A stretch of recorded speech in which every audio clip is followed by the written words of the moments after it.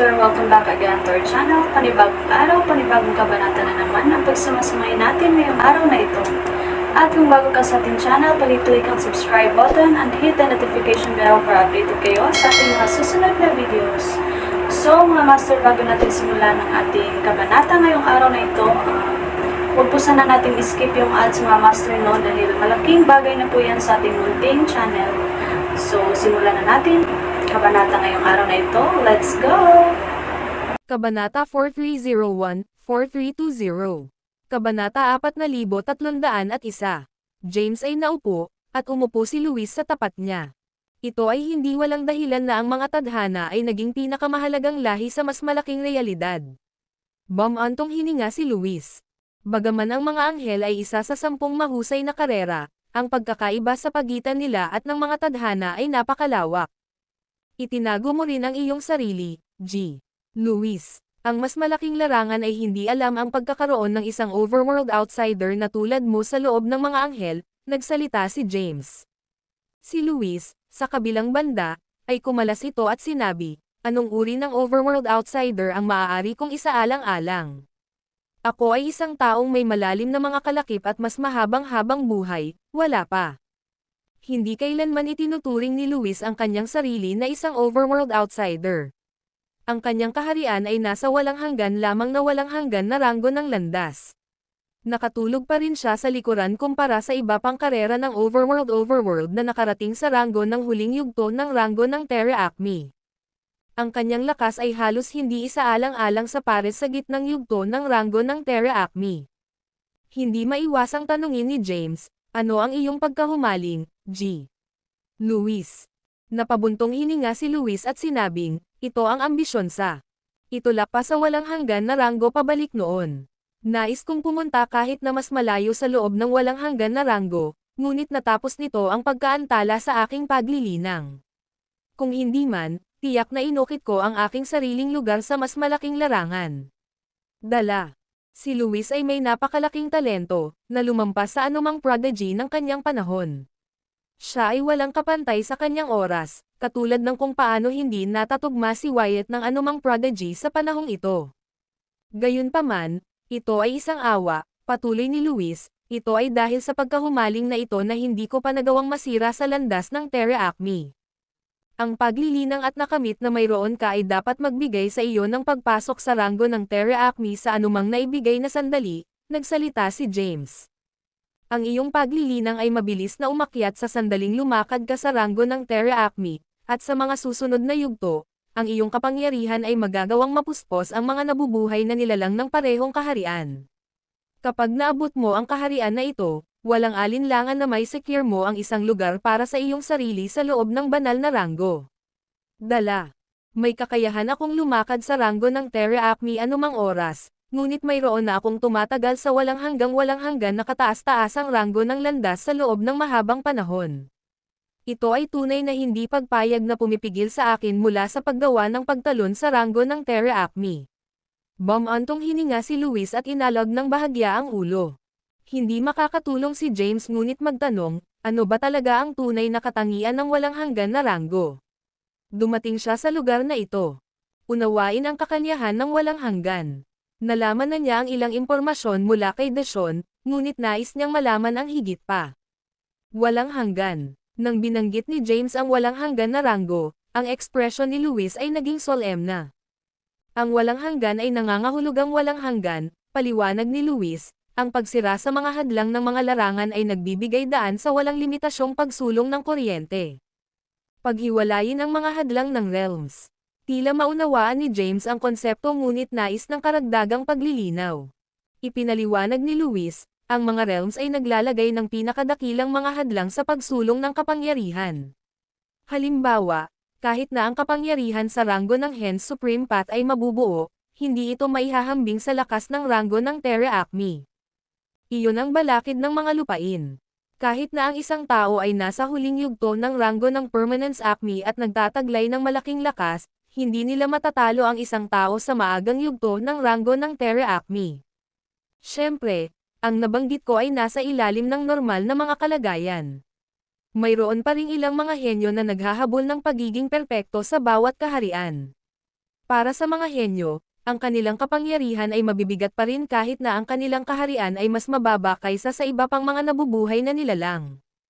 Gayunpaman, maaari lamang nilang malampasan ang isa o dalawang menor de edad na realidad kahit na sila ay malakas.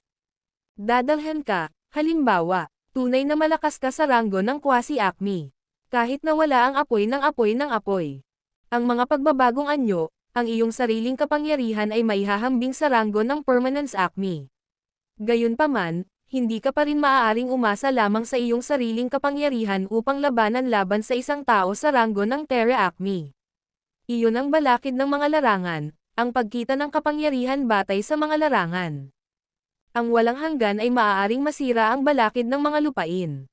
Kahit na sa quasi na walang hanggan na kataas-taasang ranggo ng landas, ang isa ay maaaring makipagtalo sa ranggo ng terra acme o kahit na ang ranggo ng kylem acme. Gayunpaman, ito ay theoretical lamang. Sa buong kasaysayan, walang buhay na nakamit ang tulad ng isang pag-asa. Nagsalita si Luis ng ilang mga salita mula sa kanyang puso. Wala siyang itinago kay James, na nagpo-impersonating kay Wyatt. Kabanata 4302. Gaano, walang nabubuhay na nilalang na isaalang-alang kung posible na makamit ang walang limitasyong kapangyarihan ng hindi sumulong sa isang mas mataas na kaharian sa loob ng parehong kaharian. Nag-isip si Deshawn sa tanong na ito, at ganoon din si Luis.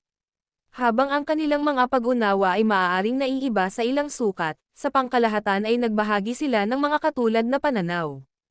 Matapos marinig ito, hindi maiwasang tanungin ni James, G. Luis, nanatili ka sa walang hanggan na ranggo para sa hindi mabilang na edad, ngunit hindi ba napabuti ang iyong lakas sa mga mahabang taon na iyon? Paano ang walang hanggan na ranggo ng kataas-taasang landas ay naaayon lamang sa gitnang yugto ng ranggo ng terra acme? Luis, ikaw ay isang henyo. Kahit na sa huling yugto ng ranggo ng permanence acme, magagawa mong labanan laban sa mga ordinaryong maagang yugto ng ranggo ng terra acme, maging ang mga overworld outsiders mula sa gitnang yugto ng ranggo ng terra acme. Dala. Ipinaliwanag ni Luis, ang mas mababang kaharian ng paglilinang, mas karaniwan na makisali sa mga laban-laban sa mas mataas na mga kalaban ng kaharian. Gayunpaman, sa sandaling mas mataas ang kaharian, nagiging mahirap na labanan ang mga kalaban ng mas mataas. Realms. Bagaman ang pagkakaiba sa pagitan ng permanenteng ranggo ng acme at ang ranggo ng terra acme ay tila maliit, ang pagkakaiba sa kapangyarihan ay makabuluhan. Sa buong kasaysayan, napakakaunting mga nabubuhay na nilalang ay nakipag-ugnay sa mga labanan na lampas sa kanilang kaharian matapos maabot ang ranggo ng Hens Supreme Path. Gayunpaman, ikaw ay isang pagbubukod. Dala. Tumingin siya kay James. Batay sa account ni Jethro, alam na niya ang tungkol sa mga laban ni James sa sinaunang kaharian. Gayunpaman, hindi ito sapat upang patunayan na si James ay tunay na nakipag-away laban sa overworld outsiders ng terra acme rank sa kanyang oras sa sinaunang kaharian. Iyon ay dahil ang patay na demonyo, na dating kilala bilang duming demonyo, sa kabila ng pagkakaroon ng paglilinang ng isang maagang yugto ng ranggo ng terra acme, ay walang kapangyarihan ng isang maagang yugto ng ranggo ng terra acme. Ang kanyang pisikal na katawan ay magkasama, at ang kanyang kaluluwa ay pinagsama. Ito ay matapos lamang na makialam si James na ang kanyang kaluluwa ay naging kumpleto, na nagpapahintulot sa kanya na dahan-daang ibalik ang kapangyarihan ng unang yugto ng ranggo ng terra acme. Kung makatagpo si James ng isang overworld outsider na umabot sa maagang yugto ng ranggo ng terra acme sa pamamagitan ng wastong paglilinang, kahit na sa kanyang kasalukuyang lakas at pagdaragdag ng kamatayan pagpapakamatay, maaaring hindi siya kinakailangan na isang tugma. Si Deshawn ay hindi kapani-pani walang makapangyarihan, naabot ang kalahating walang hanggan na pinakamataas na ranggo ng landas, ngunit kahit na hindi siya magiging isang tugma para sa mga espirito ng kamatayan ng walang hanggan na ranggo ng path. Malamang na mapatay si James ng walang labis na pagtutol kung makatagpo siya ng isang tunay na walang hanggan. Overworld outsider ng kataas-taasang landas tulad ni Luis. Sina James at Luis ay nakikibahagi sa isang talakayan tungkol sa espiritual na bundok, na inilarawan sa paksa ng walang hanggan na ranggo.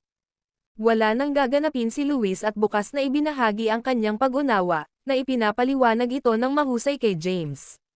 Si James ay gumugol ng isang 30,000 taon sa lugar na ito, kung saan siya ay nanatili kasama si Luis. Talagang naintindihan niya ang konsepto ng mga walang hanggan at pananaw ni Luis, na katulad ng mga desyon. 30,000 taon na ang lumipas, tumayo si James na humahawak sa kanyang mga kamao, at sinabi, "Nagpapasalamat ako sa maliwanagan na mga turo at gabay sa nakaraang 30,000 taon, G. Luis, mayroon akong malinaw na pag-unawa sa walang hanggan." Tiningnan ni Luis si James habang hinuhubaran ang kanyang balbas, at sinabing, "Ang iyong mga pananaw ay kapansin-pansin at may mahusay na inspirasyon sa akin. Gayunpaman, sigurado ka bang nais mong lumakad sa walang hanggan na ranggo? Nangangailangan ito ng oras at akumulasyon, hindi isang bagay na maaaring makamit ng magdamag. Nagbabayad din ako ng pansin sa kasalukuyang sitwasyon ng lahi ng Simboryo at ang higit na mga lupain. Natatakot ako na walang sapat na oras upang suportahan ang iyong paglalakbay sa walang hangganan na ranggo." Dala. Ngumiti si James at sinabi, "Sa katunayan, nangangailangan ito ng oras at akumulasyon. Gayunpaman, na may sapat na bilang ng mga halamang Empyrean at masaganang enerhiya, maaari itong makatipid ng oras.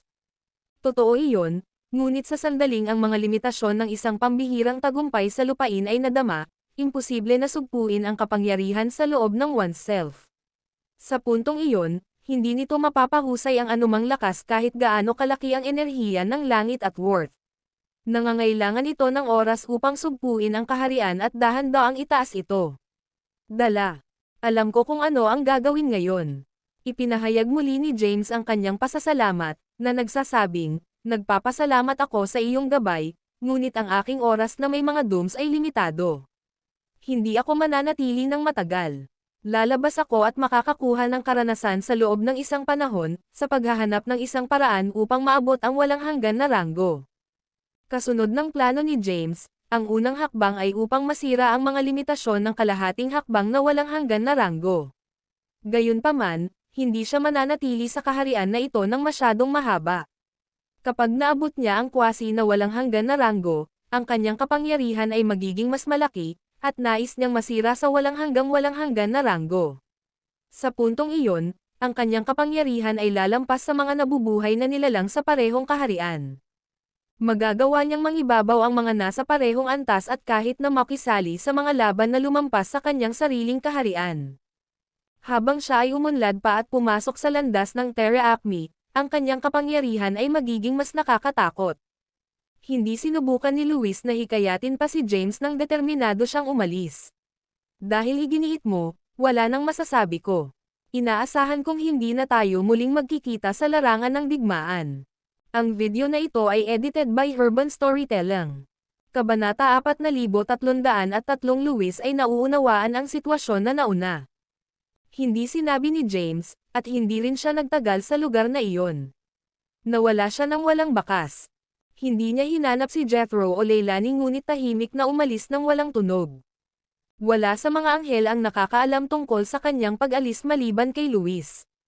Nalaman ni James na ang kanyang hitsura sa mga anghel ay tiyak na mapapansin ng mga tadhana, dahil bukas na ipinahayag niya ang kanyang sarili.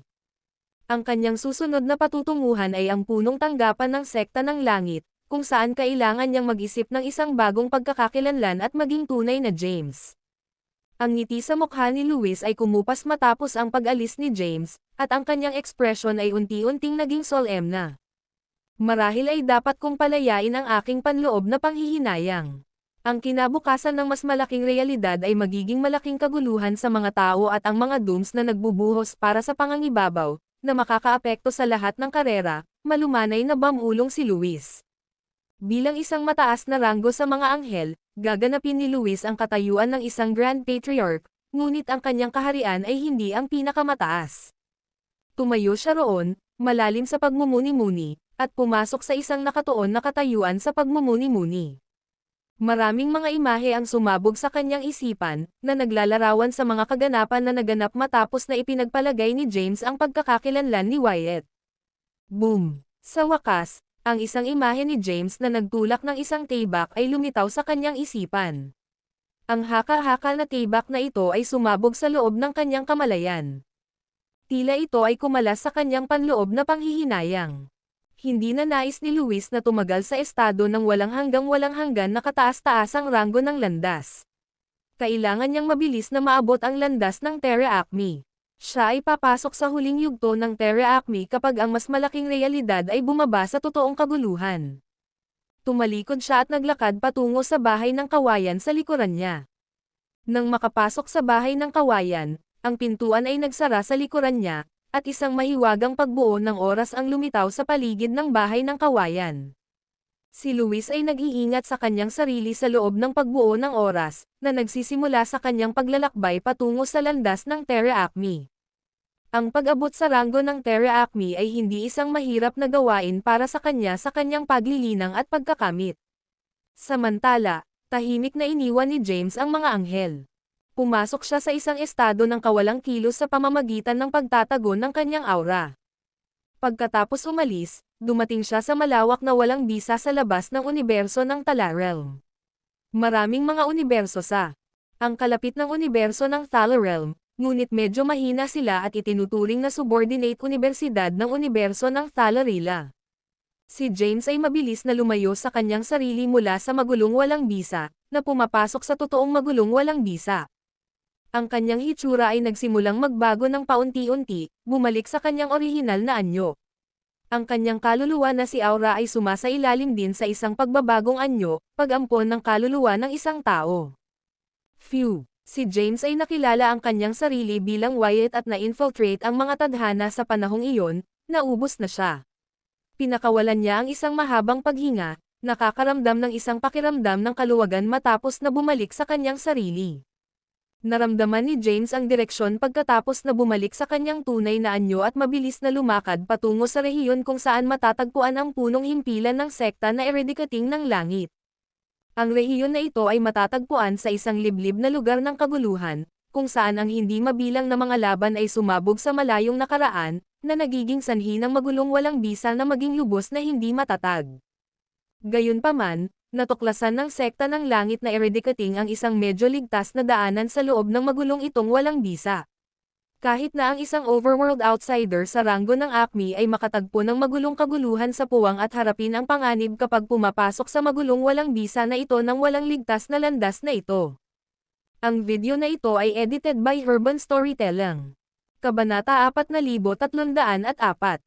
James ay bumisita sa punong himpilan ng sekta na eredikating ng langit ng maraming beses bago, kaya pamilyar siya sa ruta. Nag-navigate siya sa pamamagitan ng magulong walang bisa ng madali at mabilis na nakarating sa maliit na universo kung saan matatagpuan ang sekta na eredikating ng langit. Ang universo ay maliit at hindi gaanong mahalaga sa mas malaking mga lupain. Biglang naramdaman ni James ang isang hindi pangkaraniwang kapangyarihan habang siya ay lumitaw sa maliit na universo na ito.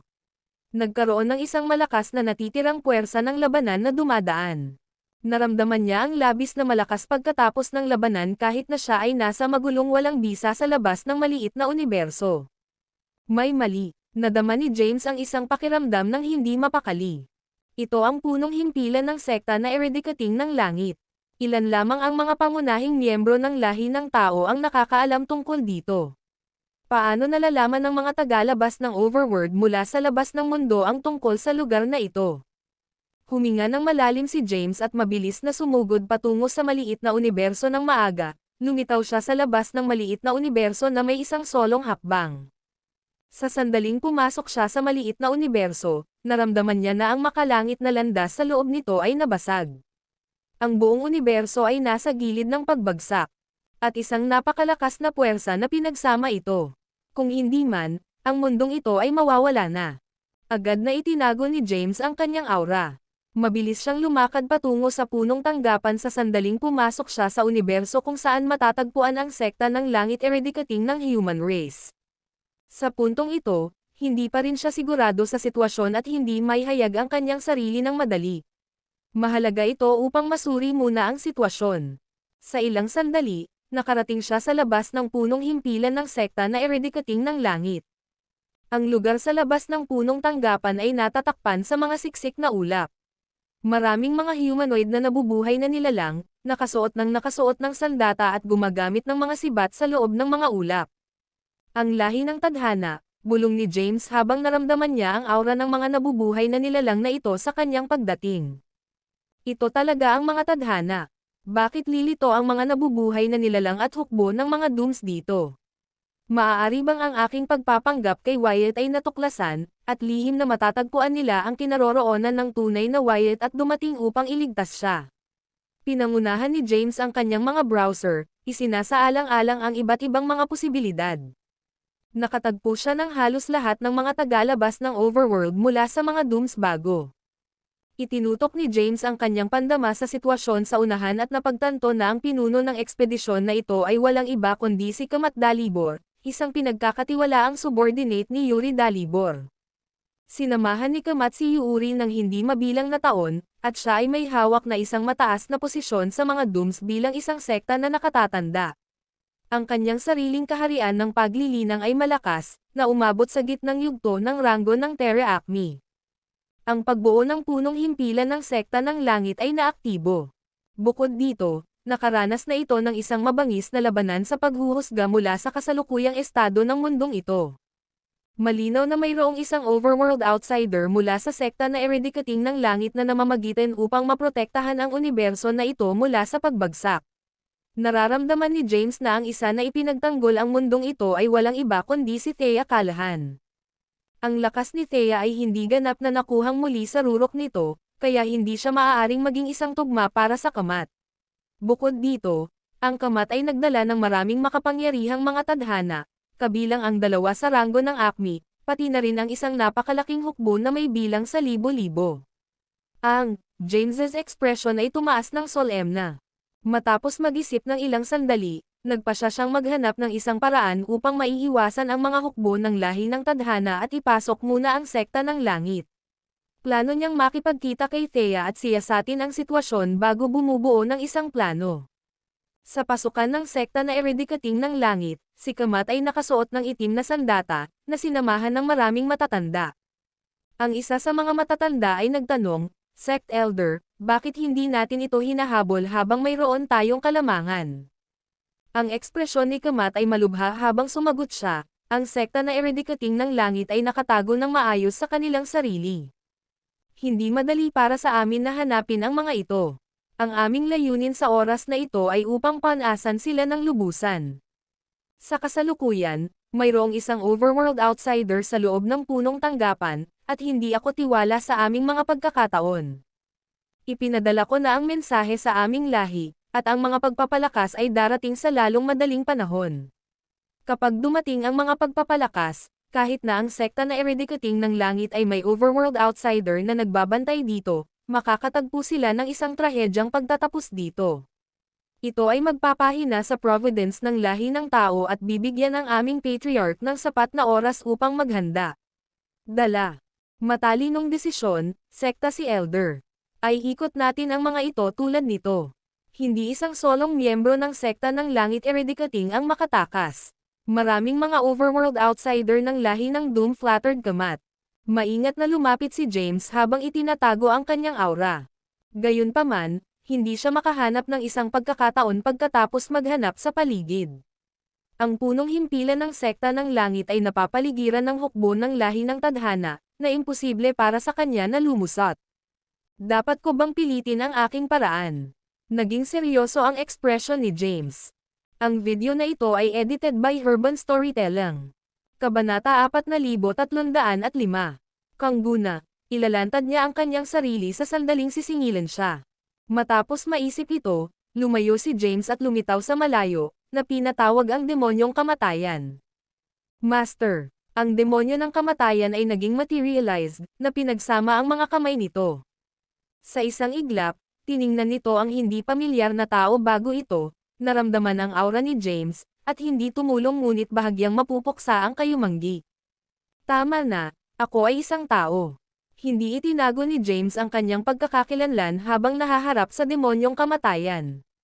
Nang marinig ito, bahagyang nagulat ang demonyo ng kamatayan. Nagpatuloy si James, sasabihin ko sa iyo ang mga detalye sa ibang pagkakataon. Kailangan ko ang iyong tulong ngayon. Matapos ang isang sandali ng kaunting pagkalito, tinanong ng demon ng kamatayan, mangyaring bigyan ang iyong mga order, Master. Sinabi ni James, kasalukuyan akong nasa loob ng punong himpilan ng sekta na eredikating ng langit. Sila ay nasa ilalim ng pagkubkob, ngunit hindi ko alam ang eksaktong dahilan sa likod nito. Kailangan kita upang lumikha ng kaguluhan habang pinipigilan ko ang sekta na eredikating ng langit at maunawaan ang sitwasyon. Dala. Sige. Ang kamatayan ng demonyo ay tumugon ng walang pag-aalangan. Mag-ingat. Ang isang nangunguna sa mga tadhana sa oras na ito ay Kamat, na ang lakas ay nasa gitnang yugto ng ranggo ng Terra Acme. Wala kang tugma para sa kanya kahit naganap mong nakuhang muli ang iyong lakas, pag-iingat ni James. Ang iyong gawain ay upang lumikha ng kaguluhan habang pinapasok ko ang sekta ng langit eredikating. Dapat kang mag-atres at itago sa sandaling nasa loob ako hanggang sa bigyan kita ng karagdagang mga tagubilin. Dala. Naunawaan. Tumanggo ang demon ng kamatayan. Inaktibo ni James ang kanyang pamamaraan ng pagtatago at nawala mula sa paningin pagkatapos gawin ang mga pag-aayos. Sa kabilang banda, ang kamatayan ng demonyo ay nagpahayag ng kanyang sarili ng bukas, na lumilitaw sa likod ng mga hukbo ng Doomrace. Gumamit siya ng isang mahabang taybak sa kanyang kamay. Bagaman hindi ito maihahambing sa taybak na nabuo ng ilaw ng Acme, ito ay isang kakilakilabot na taybak. Gamit ang taybak sa kamay na naglalabas ng isang malakas na aura at nagpapalabas ng labis na pagpatay sa hangarin, ang demonyo ng kamatayan ay naging isang beacon ng napipintong panganib. Ang hangin ay naging makapal sa kanyang nakamamatay na presensya, at ang mga tagalabas ng overworld ay agad na naramdaman. Mayroon kaming isang kaaway sa likod namin. Manatiling bantay, sigaw ni Kamat. Ang buong hukbo ng Doomrace ay napunta kaagad sa mataas na alerto. Ang Death Demon na gumagamit ng kanyang taybak ay naglunsad ng kanyang pag-atake ng walang pag-aatubili. Ang enerhiya ng taybak ay malakas at makapangyarihan, na nagwawalis sa battlefield. Maraming mga overworld outsider ng Doomrace ang humakbang upang harapin ang paparating na sword energy, ngunit ang mga nabubuhay na lahi ng Doom na sumalakay ay walang tugma para sa mga demonyo sa kamatayan. Sa isang iglap, nasugatan sila. Nasaksihan ang eksenang ito. Personal na kumilos si Kamat, na sinisingil ng isang sibat sa kamay. Sa kaguluhan na naganap, kinuha ni James ang pagkakataon, mabilis na napunit sa walang bisa at lumilitaw sa pagpasok ng sekta na eredikating ng langit, walang kahirap-hirap na pagbubukas ng isang crack sa pagbuo at pagpasok sa punong tanggapan ng sekta na eredikating ng langit. Nakatagpo siya ng maraming mga gwardya ng tao sa sandaling siya ay lumitaw. Ang mga gwardya na ito ay medyo mababa ang mga antas ng paglilinang at lahat ay nasugatan, ngunit ang kanilang aura ay mabibigat pa rin. Ito ako, nagsalita si James. Agad na huminga ang mga gwardya ng isang buntong hininga nang makita na ito ay si James. Hindi rin nagtagal si James. Nawala siya mula sa kanyang orihinal na posisyon na may isang mabilis na kilusan at muling napakita sa pangunahing bulwagan ng sekta ng langit. Ang lahat ng mga overworld outsider ng sekta ng langit ay nagtipon sa pangunahing bulwagan. Sa unahan ay si Thea, na nagpahayag ng kanyang tunay na pagkakakilanlan. Mapatla ang mukha ni Thea at mahina ang kanyang aura. Ang iba pang mga miyembro ng sekta na eredikating ng langit sa pangunahing bulwagan ay lahat ay nasugatan. Thea, tumawag si James habang siya ay lumitaw sa pangunahing bulwagan. James, bulalas ni Thea nang makita niya si James, tumayo siya at hindi maiwasang magtanong, paano ka napunta rito? Ang video na ito ay edited by Urban Storytelling. Kabanata 4306. Ang nadama ng isang halo ng kagalakan at sorpresa habang lumitaw si James. Hindi niya maiwasang magtaka kung bakit bumalik si James kung kailan siya dapat makasama sa mga tadhana sa sandaling ito. Nag-aalala siya na maaaring may mga dooms na nagpapahiwatig kay James sa isang kritikal na oras. Kinuha ni Thea ang inisyatibo upang makilala ang kanyang aura. Ang isang relieved expression ng kaligayahan ay lumitaw sa kanyang maputlang mukha sa sandaling nakumpirma niya ito. Nasugatan siya. Napansin ito ni James, at lumitaw siya sa pangunahing bulwagan sa isang flash. Sa pamamagitan ng isang nakataas na kamay, isang malakas na kapangyarihan ng buhay na ipinakita mula sa kanyang palad at pumasok sa katawan ni Thea, naayos ang kanyang nasugatan na form. Pagkaraan nito, tiningnan niya ang iba pang mga miyembro ng sekta ng langit sa pangunahing bulwagan at isinaaktibo ang kanyang kapangyarihan sa buhay. Ang isang malakas na kapangyarihan ay lumitaw, na ibalik ang mga nasugatan na miyembro ng sekta na Eredikating ng Langit upang pagalingin. Sa wakas ay pinahihit ni James ang kanyang pansin kay Thea matapos na gawin ang lahat ng ito, at tinanong, "Thea, ano ang nangyari?" Ang kutis ni Thea ay muling nakakuha ng ilang kulay, at siya ay nagbuntong hininga ng walang magawa bago sabihin, ang isang miyembro ng sekta ng langit. Pag-atake ng sekta na Eredikating ng Langit. Ang sekta ng langit ay mapupuksa ng matagal kung hindi ako naririto. Panipi. Huminga si James ng isang buntong hininga nang marinig ito.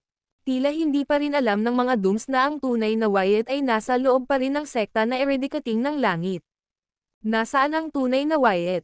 Nagtanong si James. Sumagot si Thea. Nakalap pa rin siya sa piitan. Dumating ako rito at pansamantalang naayos pagkatapos mong ibigay sa akin ang mga tagubilin. Iniisip ko kung saan dadalhin siya para sa kaligtasan, ngunit lumitaw ang hukbo ng Dooms bago ko ginawa ang pangwakas na desisyon. Sa pangunahing bulwagan, maraming mga nakatatandang awtoridad ang mga miyembro ng sekta na Eredikating ng Langit. Ang mga individual na ito ay nakita ni James dati at may kamalayan sa kanyang kasalukuyang pagkakakilanlan. Hindi maiwasang tanungin ni Dahlia, "James, hindi ka ba kasama ang mga Dooms? Bakit ka bumalik?" Hindi nagtago si James at ipinaliwanag ang layunin ng kanyang paglalakbay. Si Dempsey, ang arsobispo ng sekta na Eredikating ng Langit, ay tinanong na may solemn na pagpapahayag, "Dahil bumalik ka na, ikaw ay namamahala ngayon sa sitwasyon dito. Ano ang dapat nating gawin? Kung darating sa isang buhay o kamatayan na labanan sa mga kalungkutan, bigyan ang order, at hindi tayo umatras." Naisip ni James nang marinig ito. Tumingin siya kay Thea at tinanong, "Ano ang iyong mga saloobin, Thea?"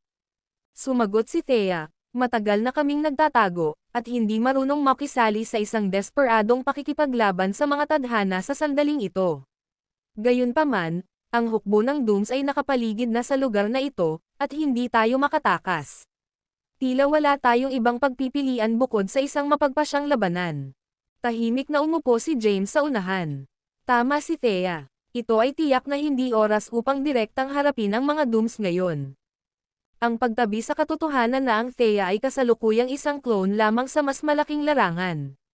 Bagaman nagbahagi siya ng isang koneksyon sa kanyang pangunahing sarili at maaaring ma-access ang kapangyarihan, ang kanyang lakas ay hindi ganap na nakuhang muli. Bukod dito, ang kapangyarihan ni Thea ay hindi pa nakarating sa rurok nito. Kaysa sa kanyang clone na buntis, hindi siya nakipag-ugnay sa isa pang pangunahing labanan sa sandaling ito. Bukod sa Thea, ang iba pa sa lokasyon na ito ay kulang ng anumang makabuluhang kakayahan sa labanan at itinuturing na hindi gaanong mahalaga sa mga mata ng mga Dooms. Matapos mag-isip ng ilang sandali, nagsalita si James, "Tama si Thea. Hindi ito ang oras upang direktang harapin ang mga tadhana ngayon. Makakakita ako ng isang paraan upang pigilan ang hukbo ng mga Dooms, habang pinangunahan ni Thea ang mga miyembro ng sekta na nag-Eradikating na sekta upang umatras. Kailangan nating gawin ito ng mabilis," paalala ni Thea. "Ang aming angkan ay nagdusa ng mabibigat na pagkalugi at pinilit na bumalik sa aming punong tanggapan sa nakaraang labanan kasama ang mga tadhana. Ang mga tadhana ay kasalukuyang nakapaligid sa amin ngunit hindi naglulunsad ng isang buong pag-atake. Bukod sa takot sa akin, maaaring naghihintay sila ng mga pagpapalakas. Hindi magtatagal bago dumating ang mga pagpapalakas ng mga Dooms, at kapag nangyari iyon, mahihirapan tayong makatakas kahit na mayroon tayong mahusay na mga kakayahan." Panipi. "Naiintindihan ko. Mabilis akong kikilos." Tumango si James. Sinimulan niyang maabot ang mga demonyo sa kamatayan sa labas ng mundo. Matapos lumikha ng isang pagkakataon para kay James, ang demonyo ng kamatayan ay umatras at nawala sa malawak na magulong walang bisa, na ginagawang imposible para sa kahit na kamat, na may mas mataas na antas ng paglilinang, upang masubaybayan siya. Death Demon, malapit na subaybayan ang sitwasyon ng hukbo ng Dooms at maghintay para sa aking abiso, utos ni James. Ang demonyo ng kamatayan ay nagdala ng isang sigil ni James, na pinapayagan si James na agad na makipag-usap sa kanya anuman ang distansya sa pagitan nila. "Oo," ang sagot ni Demon ay sumagot, hindi nang ahas na salungatin si James. Malumanay na hinawakan ni James ang kanyang templo. Hindi niya inaasahan ang gayong malubhang krisis para sa sekta na eradikating ng langit sa kanyang pagbisita. Kabanata 4307 ay pinag-isipan niya kung paano malulutas ang krisis sa kamay. Matapos mag-isip ng ilang sandali, nagsalita siya, hayaan at tingnan ang Wyatt Dalibor. Tumayo si James. Sa ganitong paraan, Mr. Kayden. Humakbang pasulong si Dempsey at gestured para sundin sila. Personal na pinangunahan ni Dempsey sina James at Thea sa piitan, habang ang iba pang mga miyembro ng sekta na eradikating ng langit ay naghintay sa pangunahing bulwagan. Sa pagpunta sa piitan, sina James at Thea ay naglalakad ng magkatabi, kasama ang kamay ni James na may hawak na kamay. Sa sandaling iyon, si James, na dati nang nawala at walang magawa, ay biglang nagbigay muli ng isang malakas na pakiramdam ng pagkumbinsi. Thea, mayroong isang bagay na kailangan kong sabihin sa iyo, stammered ni James. Ano ito? Nakakatawa si Thea. Ito ay tungkol sa bagay na kasama ni Yemima, ang asawa ng menor de edad na patriarch ng Dooms. Huminga ng malalim si James. Nagpasya siyang maging matapat at aminin ang tungkol sa kanyang matalik na pakikipagtagpo kay Yemima. Ibig kong sabihin, ano ang mahalaga? Kung ang mga tao ay tunay na tumaas at nagtatag ng isang malakas na posisyon sa mas malaking larangan, at kung, pagkatapos ng pagkalipol ng mga tadhana, napagtanto siya ni Yemima. Mga pagkakamali at nais na makasama ka, pagkatapos ay hayaan siyang maging. Si Thea ay kumuha ng isang napakabukas na pag-iisip na pagtingin sa sitwasyon. At may iba pa, alam ng patriarch ng mga anghel ang tungkol sa aking pagkakakilanlan, ipinahayag ni James ang bagay tungkol sa mga anghel. Hindi ako maaaring kumilos laban sa mga anghel sa sandaling ito, at ang mga anghel ay nag-iingat sa parehong mga tao at mga tadhana. Para sa sanhi ng sangkatauhan, plano kong panatilihin ang Princess Leilani ng mga anghel sa tabi ko. Kapag bumalik ako sa mga tadhana, ikakasal ko siya sa pangalan ni Wyatt, ipinaliwanag ni James ang kanyang mga hangarin. Ginagawa mo ang mga pagpapasya, marahang sagot ni Thea. Siya ay tunay na bukas na pag-iisip tungkol sa mga bagay na ito. Bukod dito, inaasahan niya talaga na makahanap si James ng maraming kababaihan upang ipagpatuloy ang linya ng lahi ng tao. Ang mga inapo ni James ay walang alinlangan na mga nakamamanghang henyo sa kanyang kasalukuyang lakas. Ang mga bagay na ito ay isang pasanin sa puso ni James. Talagang natatakot siya na si Thea ay maaaring magkaroon ng pagtutol sa kanyang nagawa. Gayunpaman, hindi niya inaasahan na si Thea ay napakaganda at pag-unawa. Huwag mong sisihin ang iyong sarili. Alam kong napilitan ka rin. Na-infiltrate mo ang mga tadhana, palaging maingat na maiwasan ang paglantad ng iyong pagkakakilanlan, para sa kaunlaran ng mga tao para sa mga darating na henerasyon, sabi ni Thea, mahigpit na hawak ang kanyang kamay. Susuportahan kita kahit anong gawin mo. Anumang landas na iyong pinili, ang buong lahi ng tao ay nakatayo sa likuran mo. Tandaan lamang na isaalang-alang ang mga interes ng sangkatauhan kapag nagpapasya. Alam ni James na si Thea, bilang matron ng lahi ng tao sa panahon ng Primordial Realm, ay gaganapin ang napakalawak na prestihiyo sa mga tao. Inilabas niya ang misyon ng pagbabagong buhay ng karera mula sa sakuna sa panahon ng Primordial na kaharian na halos humantong sa pagkawasak ng sangkatauhan. Para sa hindi mabilang na edad, nagtago siya sa mga anino, na patuloy na nag-strategize. Kailangan niyang mag-navigate sa mga pakikitungo sa mga tagamasid ng madilim na daigdig, na nakahanay sa mga tadhana, habang nagtatrabaho patungo sa muling pagbabagong buhay ng lahi ng tao.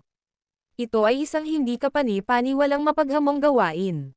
Si James ay lumaki sa isang punto kung saan maibabahagi niya ang ilan sa mga responsibilidad na ito sa Thea ngayon. Gayunpaman, malayo pa rin ito sa pagiging sapat. Sa katunayan, ang mga tao ay kulang sa kakayahang ipagtanggol ang kanilang sarili sa kasalukuyan, hayaan lamang na magtatag ng isang foothold sa mas malaking larangan.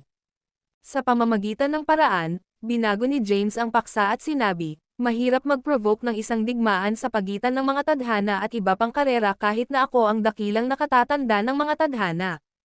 Maaari kong hulaan na ang iba pang mga karera ay hindi makikipag-ugnay ng direkta.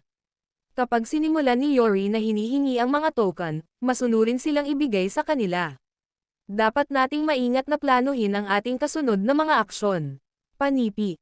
Tumahimik sandali si Thea at tiningnan si James, nagtanong, ano ang iyong plano, kung gayon?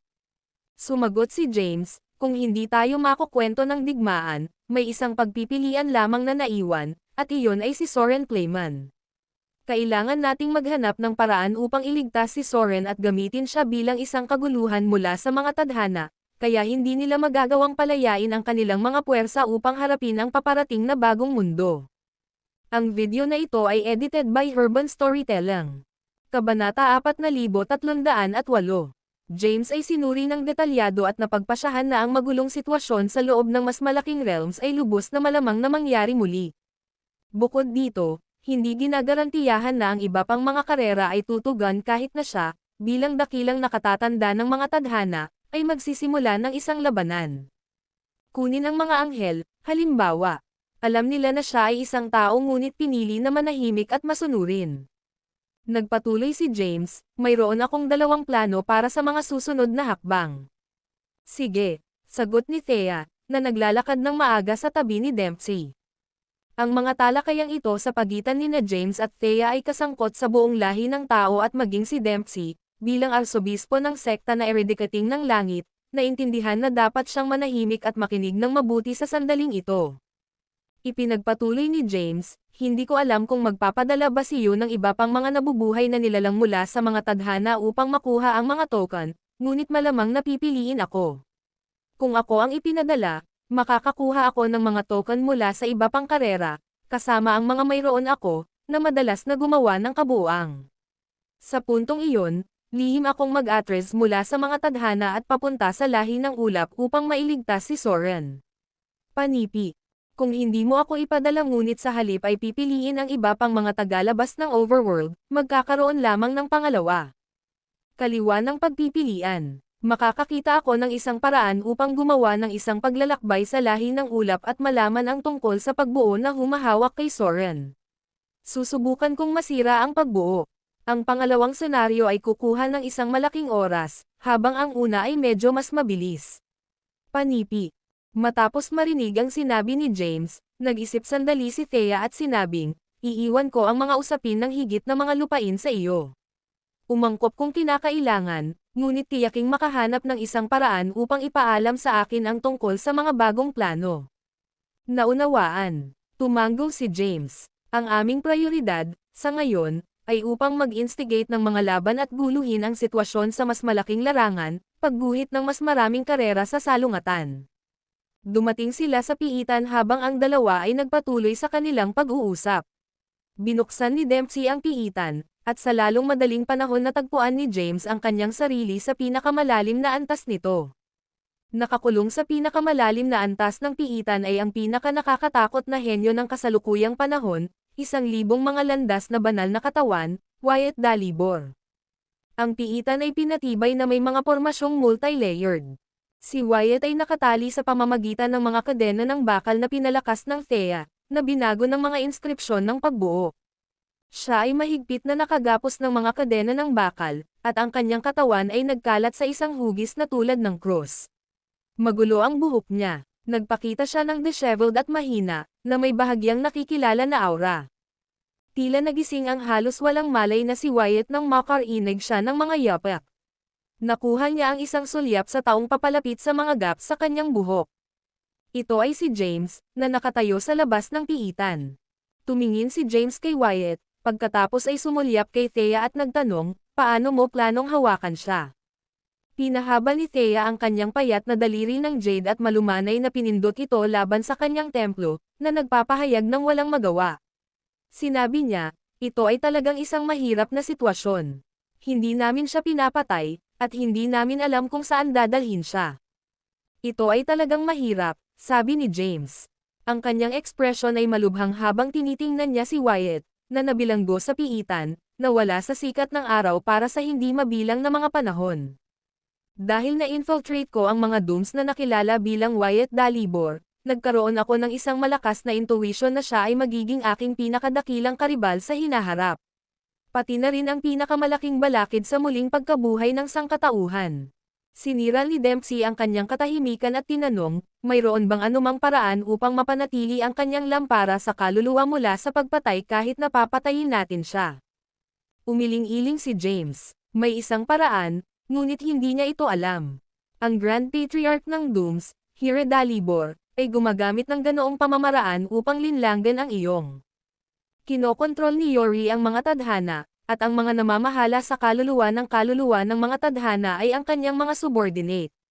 Maging ang mga sect level na matatanda ng overworld outsiders ay maaaring ma-access ang soul hall upang suriin ang mga lampara ng kaluluwa. Upang suriin, wala siyang ideya na ang lampara ng kaluluwa ni Hira ay napapatay na. Tumingin si James kay Thea at tinanong, Thea, mayroon ka bang solusyon? Umiling-iling si Thea. Kahit na matagal na siyang nabuhay at isang sobrang overworld outsider sa panahon ng Primordial Realm, ang mga Dooms ay hindi isang ordinaryong lahi. Ang paglampas sa kanila ay mahirap na maabot ang kalangitan. Kung gayon maaari lamang nating panatilihin siyang lihim na nabilanggo, walang magawa si James. Talagang nais niyang alisin ang tunay na Wyatt upang maiwasan ang anumang mga problema sa hinaharap. Ang video na ito ay edited by Urban Storytelling. Kabanata 4309. Sa sandaling ito, muling nakilala ni Wyatt ang kamalayan. Hindi niya maiwasang mapabayaan ang isang malamig na pagtawa nang marinig ang pag-uusap sa pagitan ni James at ng iba pa. Sinabi niya, mas papatayin mo ako ngayon. Kung hindi, kung makatakas ako mula sa pagkulong na ito balang araw, titiyakin ko ang lubos na pagkawasak ng tao. Hindi pinansin ni James ang mga salitang iyon at tiningnan si Thea, na sinasabi, dalhin mo siya at itago siya. Binuksan ni Thea ang isang pormasayon at walang kahirap-hirap na ilagay ang tunay na Wyatt sa loob ng imbakan nito nang walang pag-aatubili. Pagkatapos, iniwan nila ang piitan at bumalik sa pangunahing bulwagan. Umupo si James sa unahan, kasama si Thea na nakatayo sa tabi niya. Sa ibaba ng mga ito ay ang mga nakatatandang awtoridad ng mga tao sa loob ng sekta na Eradicating ng Langit. Tumayo si James at ibinigay ang utos, ito ay isang kritikal na panahon. Ang sekta na Eradicating ng Langit ay titigil sa lahat ng mga aktibidad at mananatiling nakatago sa oras na ito. Huwag ibunyag ang iyong sarili. Panipi. Oo, lahat ay tumugon ng magkakaisa. Nagpapatuloy si James, ituturo ko ang aking mga subordinate sa labas upang lumikha ng kaguluhan. Kapag nagsimula ang kaguluhan, masisira namin ni Thea ang selyo ng kaharian na ito. Sa oras na iyon, gagamitin ko ang landas ng espasyo upang buksan ang isang daanan, at lahat ng mga miyembro ng ang sekta na Eradicating sa langit ay lilikas. Panipi, mayroon na siyang plano sa isip, na kung saan ay lumikas. Hindi sila makikisali sa direktang paghaharap sa mga tadhana at ilikas bago dumating ang mga pagpapalakas ng mga Dooms. Ang sekta na Eradicating ng Langit ay walang pagtutol sa plano ni James. Tumingin si James kay Thea at nagpakita ng isang mahiwagang inskripsyon sa kanyang palad na may nakataas na kamay. Ang inskripsyon ay lumulutang patungo kay Thea, at nahuli niya ito. Sinabi ni James, panatilihin ang inskripsyon na ito sa iyo sa lahat ng oras. Hanggat mayroon ka nito, maiintindihan ko ito at ipaalam sa iyo ang aking sitwasyon kahit nasaan ka. Sige. Tumango si Thea at pinaalalahanan siya, mag-ingat ka kahit nakabilang ka sa mga tadhana. Ang iyong sariling kaligtasan ay dapat na prioridad. Hanggat buhay ka, may pag-asa para sa mga tao. Ang Providence of Humanity ay mabilis na bababa kung mapahamak ka, at mahirap na muling bumangon tayo. Panipi. Ngumiti si James at sumagot, huwag kang mag-alala, alam ko kung ano ang ginagawa ko. Pagkaraan nito, sinimulan ni James na ipaliwanag ang kanyang plano.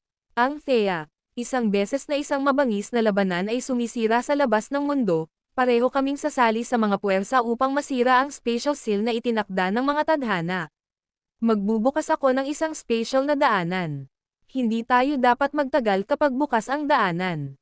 Ang overworld outsider ng Dooms ay maaabutan kung medyo mabagal tayo, at magiging mahirap na makatakas. Panipi.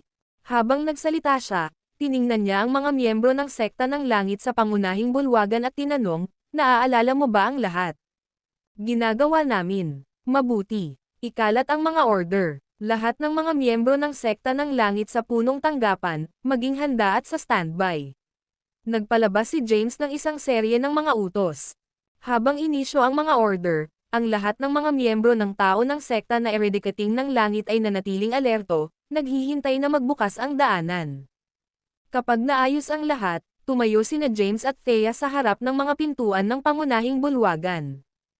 Hawak ni James ang isang mahabang taybak sa kanyang kamay. Ang taybak ay lumitaw simple, ngunit naglalaman ito ng isang sobrang kakilakilabot na kapangyarihan. Ito ay walang iba kundi ang Demon Slayer Sword, na ipinakita mula sa ilaw ng ranggo ng Acme. Muli ay kinuha ni James ang Demonyo Slayer na taybak at ibinigay ito kay Thea, na sinasabi, ito ang taybak na ibinigay mo sa akin sa panahon ng ika-12 universo. Pinino ko ito muli, at ngayon maaari itong isaalang-alang na isang armas ng Diyos ng Acmin. Ibinabalik ko ito sa iyo. Panipi. Natanggap ni Thea ang taybak na may hawak na maraming alaala para sa kanya. Ang video na ito ay edited by Herban Storytelling. Kabanata 4310. Pagkatapos na nagbibigay ng malevolent na taybak kay Thea, sinabi ni James, itago at iwasan ang pagpapakita ng iyong sarili ng madali sa sandaling makatakas din tayo. Gayun din, panatilihin ang mga miyembro ng sekta na nagpapalabas ng langit. Ang iyong responsibilidad ay upang matiyak ang ligtas na pagsilang ng bagong mundo. Panipi. Mahigpit na hinawakan ni Thea ang malevolent na taybak sa kanyang kamay, ang kanyang mukha na nagpapakita ng pagpapasya. Sinabi niya, huwag kang mag-alala, hindi kita mabibigo. Naniniwala si James sa Thea at wala nang sinabi. Nagsimula siyang makipag-usap sa Death Demon. Death Demon, ano ang kasalukuyang sitwasyon sa labas?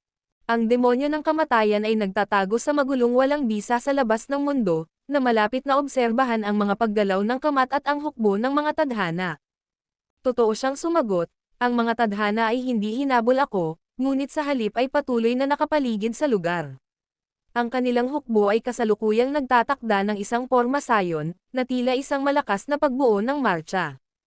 Makinig sa aking utos pagdating ng oras. Strike sa sandaling bibigyan ko ng order, at kukuha ako ng pagkakataon na masira ang spatial seal at pilit na magbukas ng isang daanan para sa mga miyembro ng sekta na Eridikating na Langit upang lumikas mula rito.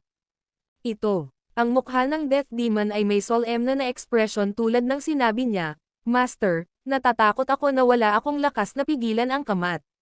Walang paraan na makatakas ka kung masisira siya upang makitungo sa iyo. Panipi. Lumikha lamang ng kaguluhan. Kapag nagsimula silang umatras, huwag maglinger sa labanan at mabilis na lumikas. Kumusta ka, Master? Huwag kang mag-alala tungkol sa akin. Dapat akong makatakas kahit na hindi ako tugma para sa kamat. Kailangan ba nating gamitin ang mga espiritu ng kamatayan? Ang demonyo ng kamatayan ay nagtanong, ang mga pagkakataon ng sekta na Eridikating sa langit. Ang pag-urong ay napakababa kung hindi natin ito gagamitin. Kung gagamitin natin ang mga espiritu ng kamatayan, ang salita nito ay tiyak na maaabot ang mga tainga ni Yori. Hindi mo ako makikilala kahit na binago ko ang aking aura, ngunit maaari pa rin niyang makita ang pagkakaroon ng mga espiritu ng kamatayan. Maaari itong ilantad ang iyong pagkakakilanlan. Panipi. Nahulog si James sa pagmumuni-muni nang marinig ito. Tiningnan niya ang maraming mga nakatatandang awtoridad ng sekta ng langit na nasa likuran niya. Ang mga miyembro ng sekta na Eridikating ng Langit ay hindi nagtataglay ng hindi kapani-pani walang malakas na kapangyarihan.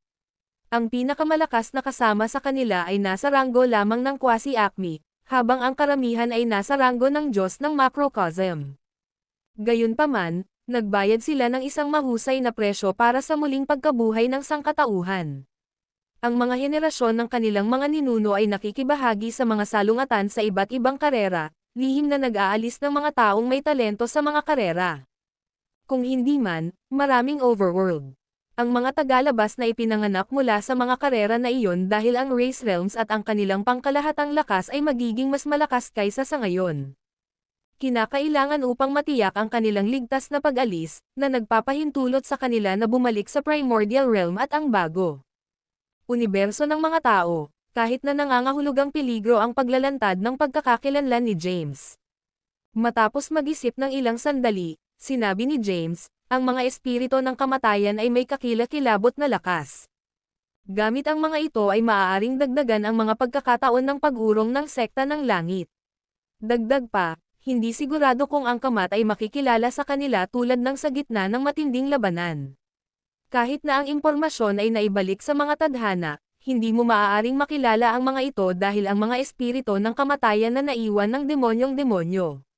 Mula sa pananaw ni Yori, ang parehong mga nakapangangilabot na demonyo at ang mga espiritu ng kamatayan ay napatay na.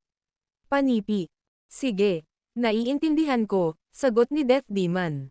Gayun din, baguhin ang mga pagpapakita ng mga espiritu ng kamatayan upang maging katulad ng tunay na mga nilalang na buhay hanggat maaari kapag gumawa ka ng iyong paglipat. Alam ko kung paano gawin iyon, tugon ng kamatayan. Matapos makipag-usap sa demonyong kamatayan, hinintay ni James ang signal nito. Ang demonyo ng kamatayan ay nagpatawag ng mga espiritu ng kamatayan at nakilala sila sa normal na kasuotan. Tahimik silang lumapit sa hukbo ng Dooms, na nagtatago sa malayo. Master, handa na ako, ang Death Demon na ipinadala sa pamamagitan ng telepathy. Mabuti, sagot ni James. Matapos matanggap ang mensahe mula sa demonyong kamatayan, lumingon siya upang tumingin kay Thea at sinabing, handa na ang aming mga subordinate sa labas, at handa din tayo. Sasamahan namin ang mga puwersa upang masira ang spatial seal sa lugar na ito sa sandaling gumawa sila ng kanilang paglipat. Okay, tumanggo si Thea. Pagkatapos, lihim niyang isinagawa ang lahat ng kanyang kapangyarihan. Pinakawalan din ni James ang kanyang buong kapangyarihan, kahit na gumagamit ng kapangyarihan ng kaguluhan. Wala siyang takot sa pagkakalantad, dahil ang mga tadhana at iba pang karera ay nalaman na ang pagkakaroon ng overworld outsiders na nagtatanim ng kaguluhan ng kapangyarihan sa mga tao. Gayunpaman, hindi niya magagamit ang tatlong pagbabagong sunog ng apoy. Matapos ay activate ang kapangyarihan ng kaguluhan, pumasok si James sa ikapitong ranggo ng landas ng omniscience. Sa sandaling ito, siya ay lumitaw ng isang puting halo, mahigpit na hinawakan ang tibak na slaying ng demonyo. Ang kanyang aura ay labis, nakahawig ng isang walang talo na Diyos ng digmaan. Pag-atake, utos niya. Ang video na ito ay edited by Urban Storytelling. Kabanata 4311. Tinawag ni James ang kanyang mga order sa sandaling handa na siya. Ang Death Demon ay naghihintay ng sabik para sa signal. Nang marinig ang utos ni James, hinigpitan ng demonyo ang kanyang pagkakahawak sa paligid ng hawakan ng tibak. Pagkatapos, pinamunuan niya ang 11 espiritu ng kamatayan at sinisingil patungo sa hukbo ng Dooms ng buong bilis. Ang kanilang pag-atake ng snake ay napatunayan na isang tagumpay dahil pinamamahalaang nila na kumuha ng ilang mga mandirigma. Patayin ang B*****. Galit na si Kamat ay galit na galit sa kanyang mga tauhan sa minuto na nakita niya ang demonyong kamatayan. Ang kanyang mga mata ay nasusunog ng galit. Sa isang flash, nag-teleport si Kamat at lumitaw mismo bago ang demonyong kamatayan. Itinaas ng lalaki ang kanyang kamay at itinuro ang isang pag-atake sa kanyang target. Alam ng demon ng kamatayan na si Kamat ay maaaring magbigay sa kanya ng isang nakamamatay na suntok na may bahagyang pagwalas ng kanyang kamay. Mabilis siyang nag-dodge sa gilid. Boom! Ang lugar kung saan nakatayo ang demonyo ng kamatayan ilang sandali na ang nakaraan ay ganap na nawasak. Kasabay nito, kinuha ni James ang mga tunog at panginginig ng patuloy na pag-aaway. Ibinaling niya ang kanyang tingin kay Thea. Hayaan. Kapwa alam nila malinaw kung ano ang dapat nilang gawin. Tumalon sila sa hangin at lumipad patungo sa kalangitan sa susunod na instant. Ang dalawa sa kanila ay lumabas sa pagbuo ng bundok ng sekta ng langit at naabot ang gilid ng spatial seal sa isang flash. Itinaas ni James ang Celestial Sword at na-channel ang lahat ng kanyang mga kapangyarihan dito. Ginawa din ni Thea ang parehong bagay sa malevolent na tibak din. Pagkatapos, pareho silang sabay na nakadirekta ng isang pag-atake sa parehong lugar ng selyo. Boom! Ang spatial seal na malapit sa kanila ay pansamantalang nasira. Sa kabilang banda, nakita ni Kamat ang pagkakaroon ni James at Thea sa sandaling wala na sila sa pagbuo ng bundok. Mapahamak ito, sinumpa ni Kamat. Inutusan niya ng sabay-sabay, mahuli ang mga taong iyon. Huwag hayaang lumayo ang mga miyembro ng sekta ng langit. Alam ni Kamat na ang paghuli sa demonyo ng kamatayan ay hindi ang pinakamahalagang prioridad sa ngayon. Sinubukan niya at ng ilang mga Akmins na sundin sina James at Thea sa halip. Gayunpaman, pinigilan sila ng lumitaw muli ang mga demonyo ng kamatayan at mga espiritu ng kamatayan at hinarang ang kanilang daan. Samantala, pinamamahalaang ni James na magbukas ng isang walang bisa na daanan sa ang puntong iyon. Sa kanyang senadorias, ang mga miyembro ng sekta ng langit ay mabilis na pumasok sa daanan ng isa-isa upang makatakas mula sa lugar na ito. Ito ay isang maikling panahon mula pa nang magsimula ang digmaan. Nakalulungkot, ang ilang mga tao na may mas mababang mga base sa paglilinang ay nawala habang ang ilan ay nakatago sa mga kayamanan ng imbakan ng iba. Sa lalong madaling panahon sapat na, ang mga miyembro ng sekta na eredikating ng langit ay ligtas na lumikas. James, mag-ingat ka. Tiningnan siya ni Thea. Pagkatapos, lumingon siya at pumasok sa daanan kasunod ng iba. Habang tinitigan ni James ang receding figure ni Thea, itinaas niya ang kanyang kamay at tahimik na kumaway sa kanyang direksyon. Pagkatapos, nagpadala si James ng isang suntok at sumabog ang pasukan ng daanan. Alam niya na ang mga tadhana ay hindi masusubaybayan ang Thea at ang mga miyembro ng sekta na eredikating ng langit sa sandaling masira ang pasukan. Kasabay nito, ang universo ay nagsimulang bumagsak sa sandaling si Thea, na gumagamit ng kanyang kapangyarihan upang suportahan ito, naiwan. Ang video na ito ay edited by Urban Storytelling. Kabanata 4312. Habang ang kamatayan ng demonyo at ang mga espiritu ng kamatayan ay nakatakas, si James ay labis na napapaligiran ng mga sundalo ng Search Doom Race. Kasabay nito, ang Spatial Seal ay naibalik at unti-unting nagpapatatag. Nawalan ng oras si James upang makatakas. Bukod sa hukbo ng Dooms, kailangan din niyang umakyat laban kay Kamat, na nakamit ang gitnang yugto ng ranggo ng Terra Acme, at maraming iba pang mga Acmins. Wala akong plano na tumakbo ngayon. Kung gagawin ko iyon, susubukan ng mga taong ito na manghuli ng demonyo sa kamatayan, naisip ni James. Si Kamat ay nakatayo sa isang lugar na hindi masyadong malayo kay James. Inayos niya ang isang matigas na titig sa taong may hawak na isang ordinaryong lukang black sword, na nagmula sa isang kakaibang puting glow. Sa wakas ay makakasalubong kita ng personal. Sa palagay ko ay tumawag ako sa oras na ito. Kahit na ang mga miyembro ng sekta na nag-eradicating na mga miyembro ay pinamamahalaang mawala, magiging sapat pa rin ito kung matagumpay kong dalhin ka. Napangiti sa kanya si James. Ginagawa mo ba ang lahat ng mga bagay na ito upang maakit ako sa pagtatago? Sumagot si Kamat, syempre hindi. Nangyari kaming nakatanggap ng bagong impormasyon sa lokasyon ng langit eradicating. Matapos matiyak na ang kanyang gawain ay tapos na, nagpadala si James ng isa pang order sa Death Demon. Demonyo ng kamatayan, hilahin at lumabas dito. Nang matanggap ang pagkakasunod-sunod, ang kamatayan ng demonyo at mga espiritu ng kamatayan ay tumigil sa kanilang pag-atake at sinubukan na lumayo sa mga sundalo ng Search Doom Race. Huwag mong isipin ang mga ito.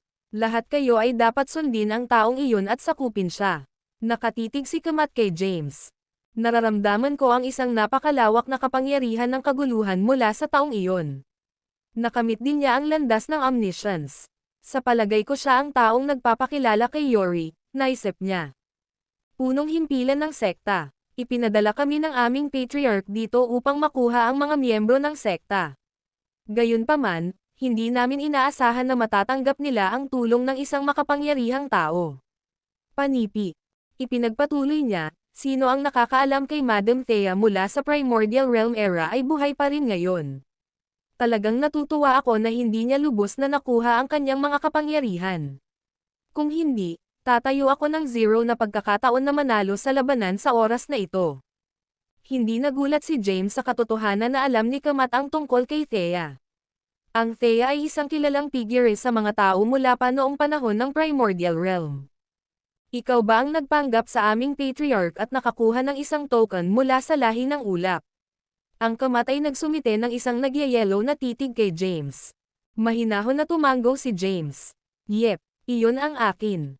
Napagpasyahan ni James na huwag kumilos ng rashly matapos suriin ang kanyang kasalukuyang sitwasyon.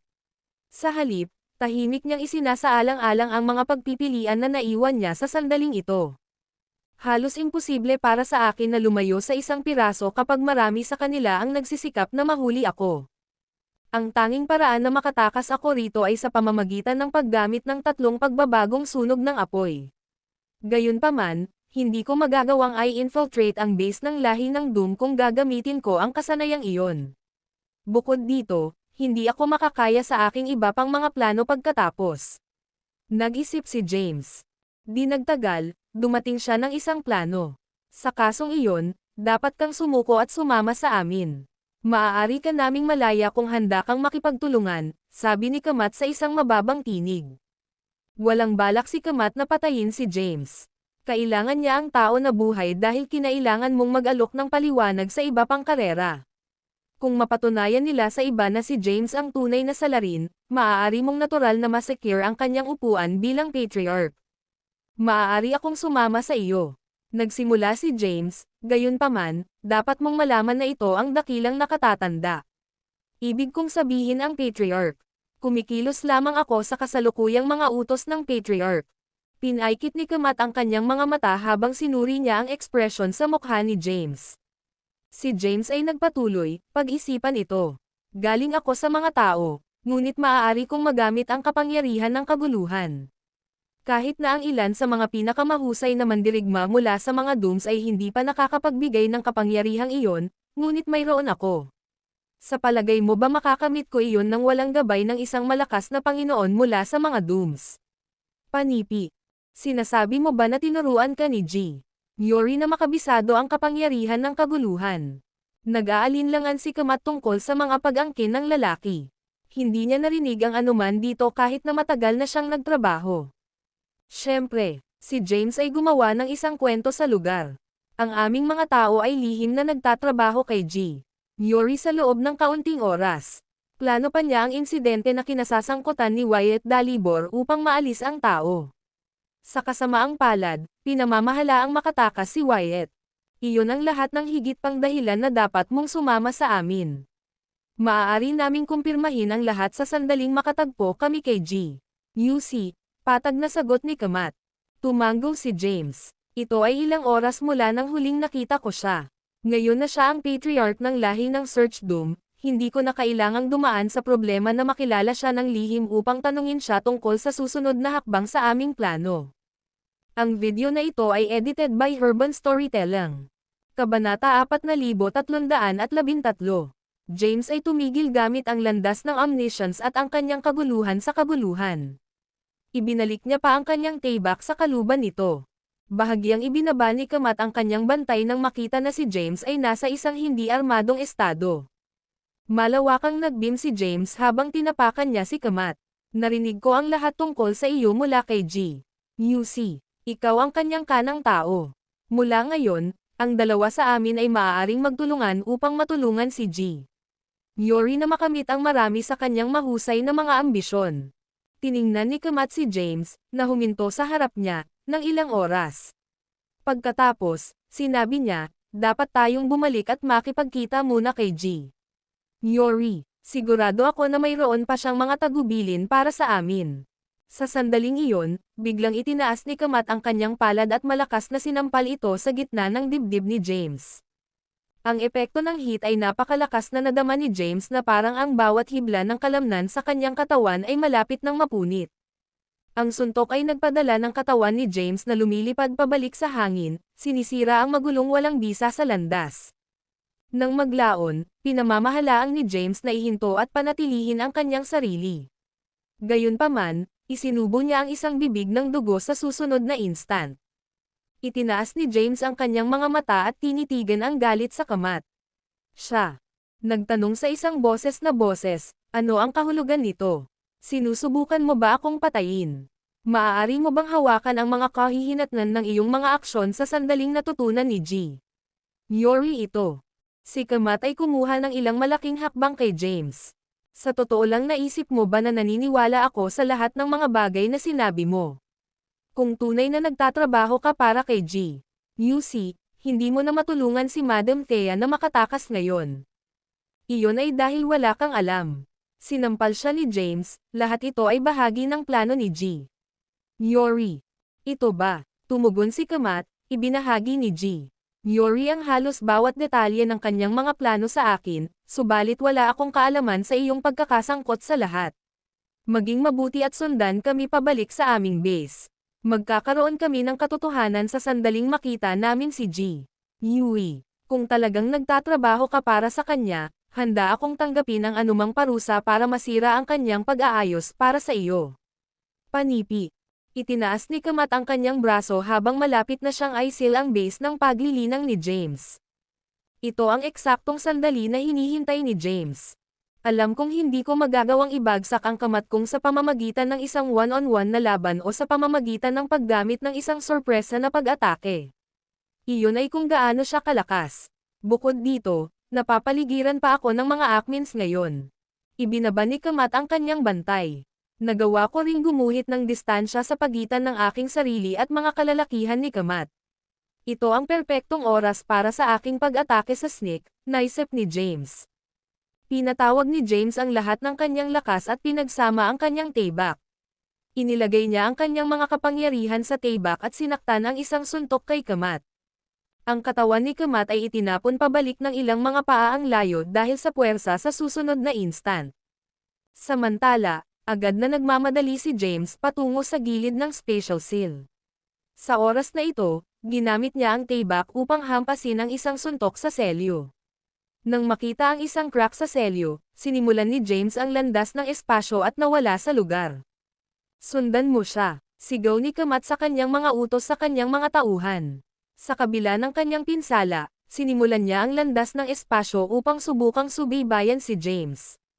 Sa sandaling natagpuan niya ang isang bakas ng mga truck ni James, binuksan ni Kamat ang isang walang bisa na daanan at pinasok ito, kasunod ng kanyang mga tauhan.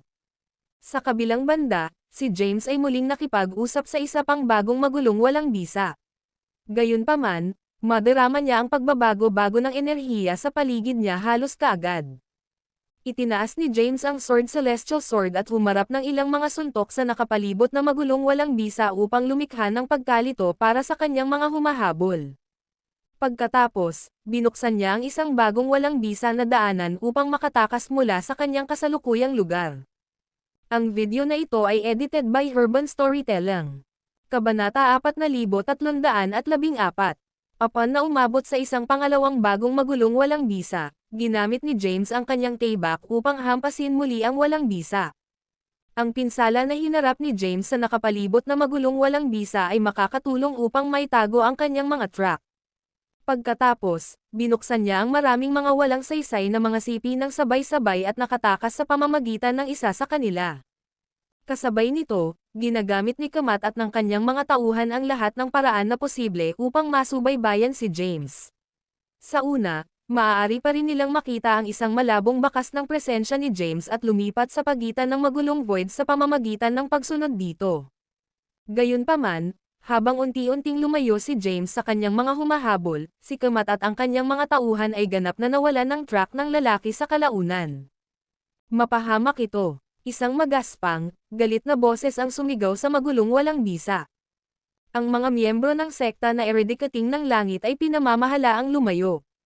Hindi rin namin pinamamahalaang mahuli ang B***starred mula sa lahi ng tao. Panipi. Ang mukha ni Kamat ay pula na may galit. Paano ko ipapaliwanag ito kay G. Yuri, naisip ni Kamat. Si James ay nagpatalon sa iba't ibang mga magulong void sa loob ng kaunting oras.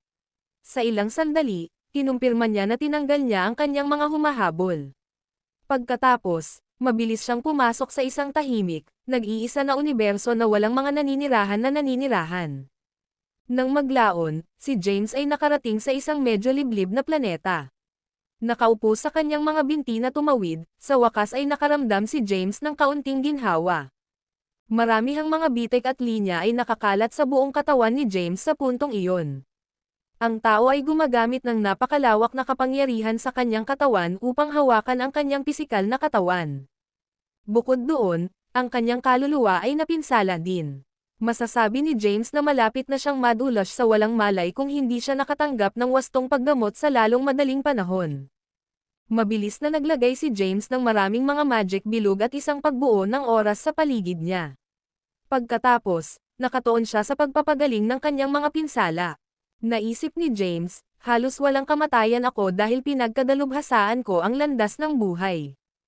Hindi mahalaga kung gaano karaming pinsala ang naidulot sa aking katawan, makakabawi ako mula sa mga pinsala hanggat binigyan ako ng oras upang pagalingin sila. Gayunpaman, pinamamahalaang ni Kamat na masira ang aking kaluluwa na si Genesis sa kanyang malakas na hit kanina. Kakailanganin ko ng mas maraming oras upang pagalingin ang aking mga pinsala. Kudlit.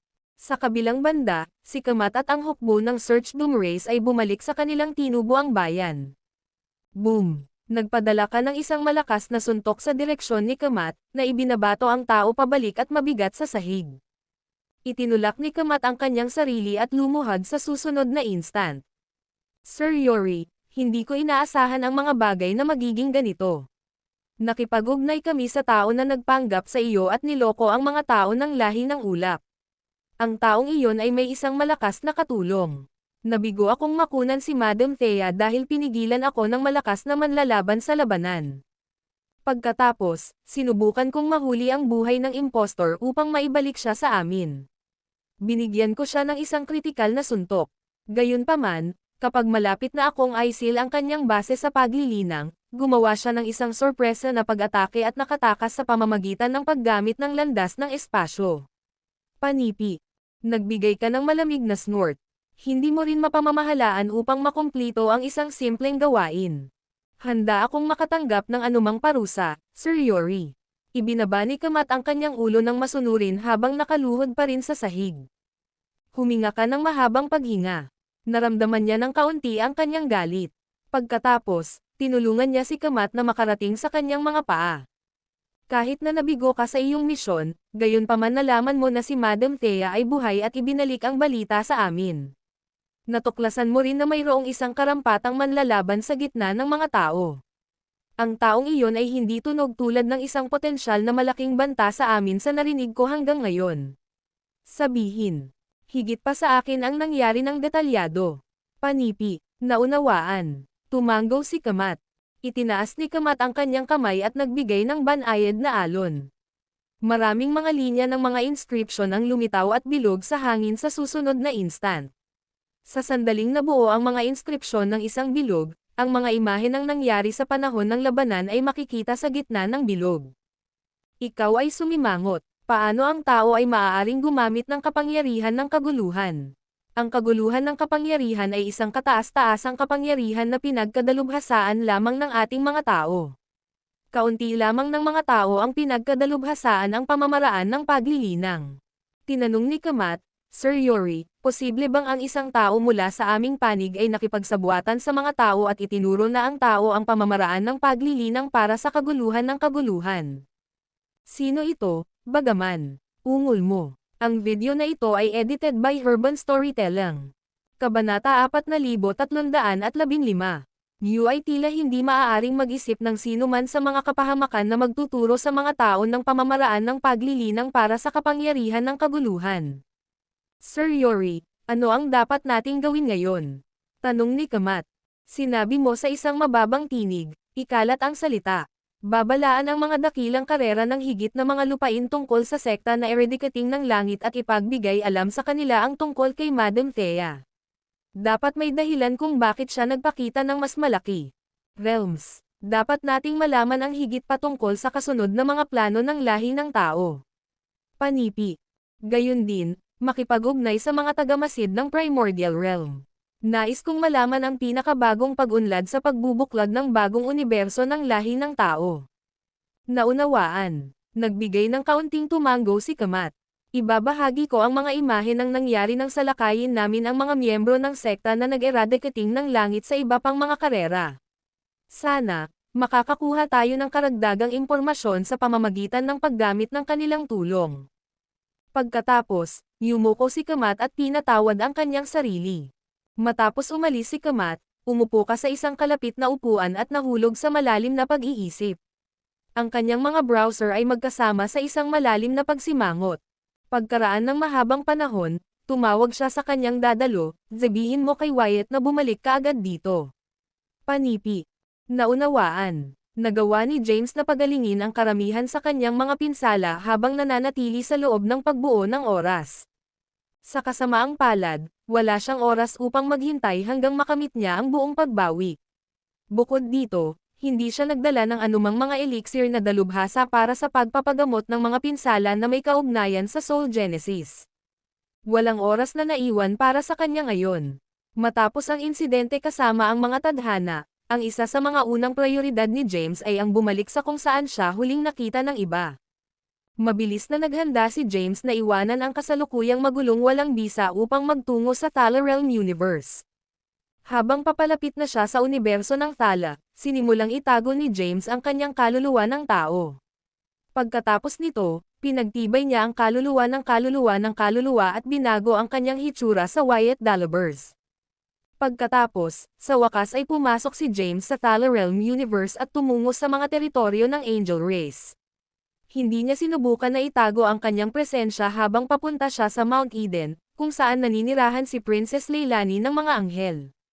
Si James ay komportable na nakaupo sa isang upuan sa loob ng manor na itinayo sa gitna ng isang lawa. Sa kabilang banda, itinaas ni Leilani ang kanyang kamay at malumanay na kumaway sa hangin. Ang isang gumagalaw na imahe ay lumitaw halos agad. Ito ay ang eksaktong sandali nang tinutulungan ni James ang mga miyembro ng pagtakas ng sekta ng langit. Tumingin si James kay Leilani at tinanong, tungkol saan ito? Kumuha si Leilani ng isang maliit na bote mula sa mesa at ibinigay ito kay James, na ngayon ay mukhang eksaktong katulad ni Wyatt. Ito ay isang nakapagpapagaling na elixir na ginawa ng ating mga tao. Makakatulong ito na pagalingin ang halos anumang pinsala ng epektibo. Ang isang envoy mula sa mga dooms ay narito upang makita ka. Sa palagay ko nais mong bumalik ka sa iyong base sa lalong madaling panahon. Panipi. Tinanggap ni James ang elixir at natapos ito sa isang gulp.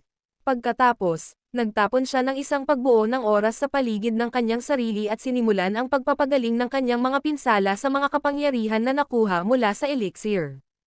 Tulad ng sinabi sa kanya ni Leilani, ang elixir ay napaka-epektibo. Nakamit ni James ang buong pagbawi ng walang oras. Nang maalis niya ang pagbuo ng oras, napansin ni James na hindi na nakatayo si Leilani sa tabi niya. Habang papunta siya mula sa kanyang upuan, nakita ni James si Leilani na naglalakad papunta sa pintuan.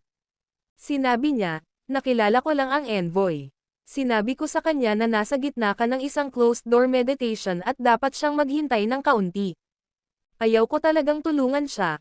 Ngunit para sa kapakanan ng anghel, wala tayong napiling pagpipilian na naiwan ngayon, naisip ni Leilani. Nagbigay ng isang maliit na ngiti si James. Salamat. Kapag umuwi ako sa bahay at kumpletuhin ang aking mga gawain, babalik ako rito upang makipag-usap sa kasal sa iyong ama. Pagkatapos, nag-teleport si James sa pangunahing bulwagan kung saan naghihintay sa kanya ang envoy ng mga dooms. Binati ng lalaki si James ng magalang, G. Wyatt, nais ni Sir na bumalik ka sa aming base sa lalong madaling panahon.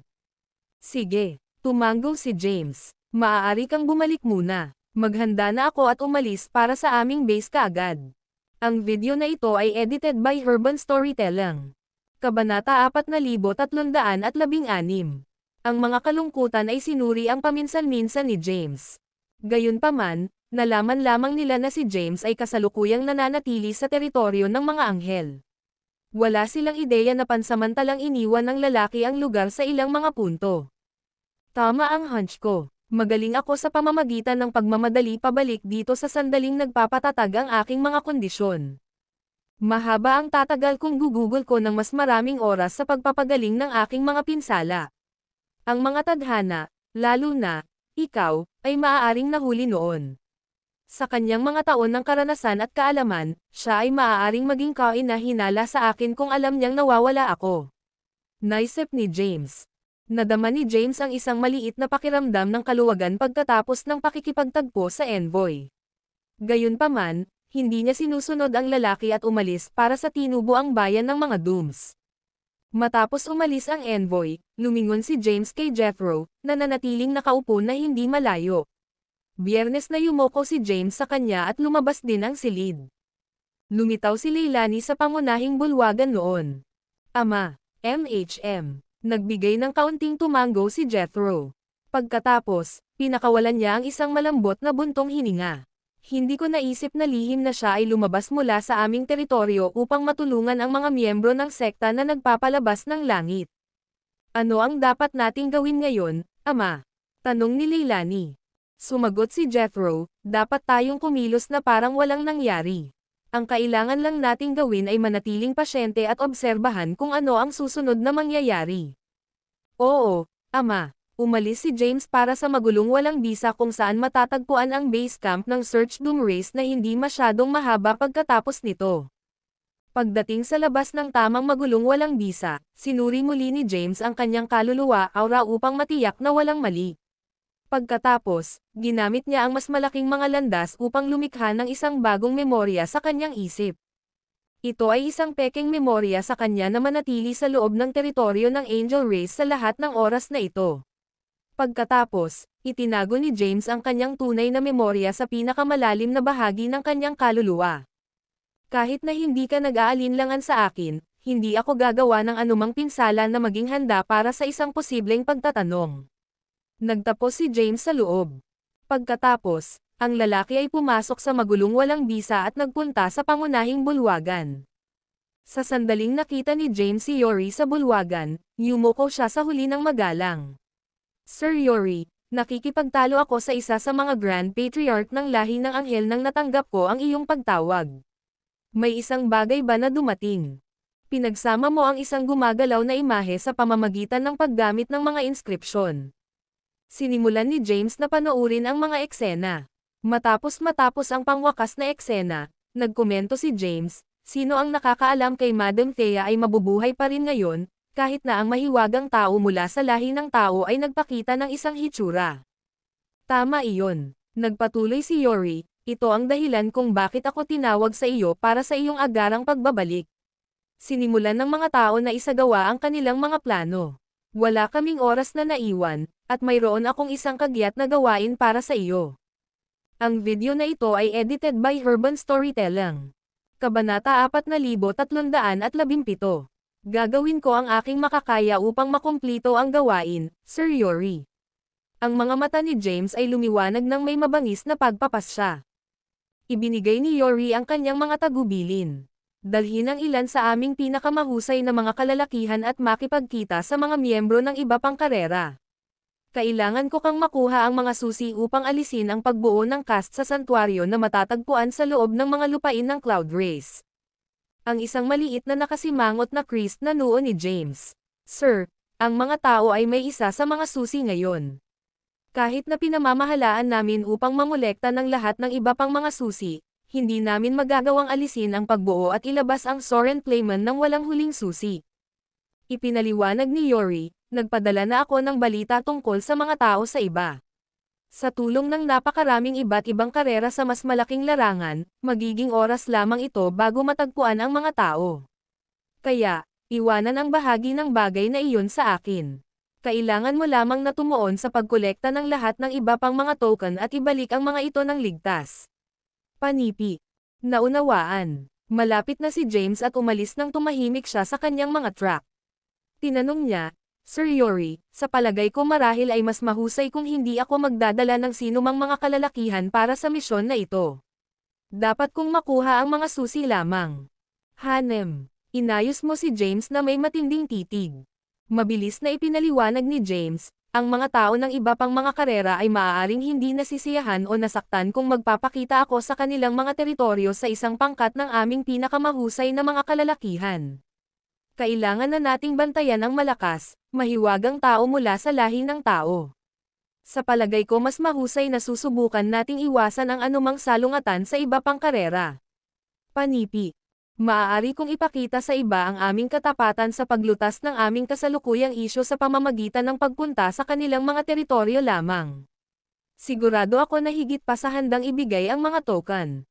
Tumanggo ka sa kasunduan. Mayroon kang isang punto. Maaaring isipin ng iba pang mga karera na sinusubukan naming ipahiya o maliitin ang mga ito kung magpapakita ka sa kanilang mga pintuan ng pintuan na may malaking tropa na wala kahit saan. Ito ay magiging may problema kung may sino man sa kanila na magpasya na ayon kami sa anumang punto. Sumang-ayon ka sa opinyon ni James. Sa kasong iyon, dapat mong bisitahin ang iba pang karera lamang. Gawin itong maingat. Subukang huwag hayaan ang sinumang malaman ang iyong misyon, dagdag ni Yori. Kung magagawa ito, nais kong makuha ang lahat ng siyam na susi nang hindi nakababahala sa iba pang mga karera na hindi ang mga taga-bantay ng mga susi.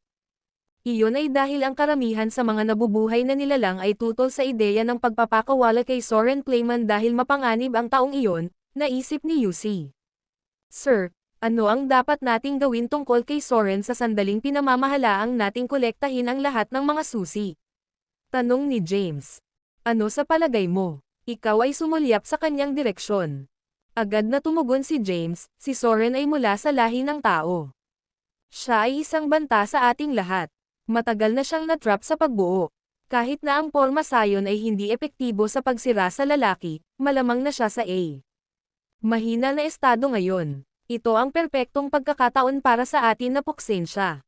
Kapag mayroon kaming Blythe Omniscience, si Soren Clayman ay matugunan ang kanyang walang hanggang pagtatapos.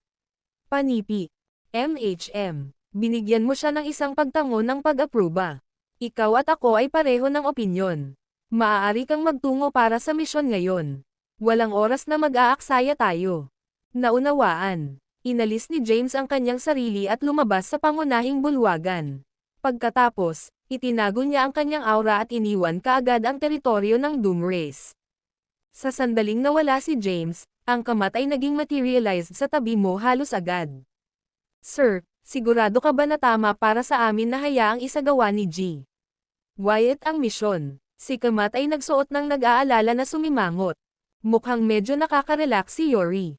Si Wyatt ay maaaring maging isang medyo mapaghangad na tao, ngunit sa pagtatapos ng araw, isa pa rin siya sa aming uri.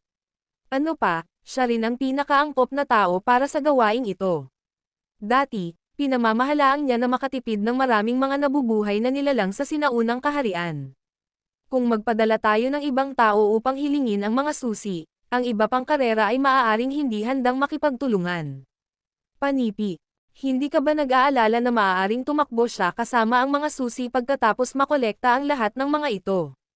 O maaaring gamitin niya ang mga susi upang bantayin ka upang gawin siyang patriarch? Tanong ni Kamat.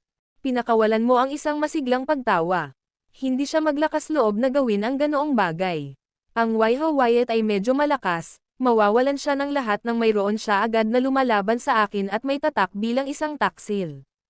Kung wala ang mga tao ng lahi ng Search Doom, si Wyatt ay magiging walang tao. Matapos marinig ang mga salitang iyon, ang kamat ay hindi gumawa ng karagdagang mga puna. Nakatanggap ba tayo ng anumang balita sa mga tao? Tanong mo. Sumagot si kamat, nakuha namin ang balita sa mas malaking larangan. Kumuha kami ng tulong mula sa iba pang mga karera sa paghahanap para sa mga miyembro ng sekta na Eradicating ng Langit. Naniniwala ako na makakakuha kami ng higit pang mga pag-update sa lalong madaling panahon. Ang video na ito ay edited by Urban Storytelling. Kabanata 4318. Pagkatapos na umalis sa teritoryo ng Doom Race, isinaaktibo ni James ang sigil na naiwan niya kasama si Thea. Maya-maya pa, naririnig niya ang tinig ni Thea sa kanyang ulo. James, ano ang bagay? May nangyari ba? Thea, inalam ng mga Dooms ang lahat ng iba pang mga karera tungkol sa amin. Halos lahat ay may kamalayan sa katotohanan na buhay ka pa. Ang mga Dooms ay gumagamit ng mga koneksyon at mapagkukunan mula sa iba pang karera upang maghanap para sa iyo at sa mga miyembro ng sekta ng langit. Nagpatuloy si James, dapat kang manatili sa kanilang radar sa oras na ito. Dapat kang maghanap ng mga unibersidad na halos hindi pinipigilan at itago doon. Kung posible, dapat mong iwanan ang mas malaking larangan at magtungo sa Primordial Realm para sa ngayon. Nag-aalala si James na ang mga miyembro ng sekta ng langit Eradicating sekta ay maaaring matagpuan ng kanilang mga kaaway sa lalong madaling panahon. Sa kanilang kasalukuyang sitwasyon, halos walang magagawa ni James kung mahuhulog sila sa mga kamay ng kanilang mga kaaway. Hindi ko, paliwanag ni Thea, tinatakan nila ang distrito kung saan matatagpuan ang Primordial Realm, at ang selyo ay maaari lamang maalis ng mga miyembro ng 10 mahusay na karera. Sa kasalukuyan, walang buhay na maaaring makapasok sa universo na iyon dahil sa selyo. Wala bang lihim na daanan na magagamit mo upang makarating doon? Ang ginamit mo noong ikaw ay muling nagkatawang tao, James. Iminungkahin. Oo, mayroon. Gayunpaman, maaari lamang itong magamit para sa mga kaluluwa upang makarating sa mas malaking larangan sa pamamagitan ng muling pagkakatawang tao. Hindi ito maaaring ginamit para sa amin upang maglakbay sa primordial realm. Panipi. Paano ko ito nagawa sa aking pisikal na katawan sa oras na iyon? Nagtataka si James. Hindi ko masasabi sa iyo ang higit pa. Malalaman mo na sa kalaunan. Hindi sinubukan ni James na pindutin siya para sa higit pang paglilinaw. Sa halip, paalalahanan niya muli si Thea. Kami ay nasa isang mahalagang punto ngayon. Dapat kang manatiling maingat. Pinadala ako ni UC Dalibor upang makuha ang mga token mula sa iba pang karera. Mayroon akong bagong plano ngayon. Matapos makolekta ang mga token, pupunta ako sa teritoryo ng lahi ng ulap at subukang ipasok ang porma sayon. Pagkatapos, susubukan kong palayain si Soren. Lahat kayo ay dapat manatili sa pagtatago hanggang sa marinig mo ang balita ng kanyang paglaya. Panipi. Nakuha ko ito. Dapat ka ring mag-ingat. Kapag natapos na si James na bigyan si Thea ng mga kinakailangang pag-update, nakipag-ugnay siya sa susunod na demonyo ng kamatayan. Napagpasyahan ni James na bisitahin muna ang kaharian ng Ursa, at nais niya na makilala siya ng Death Demon sa labas ng universo ng Ursa. Nagpasya akong sumama sa iba pang pagpipilian. Ilalabas ko si Soren at haharapin ko siya sa mga tadhana.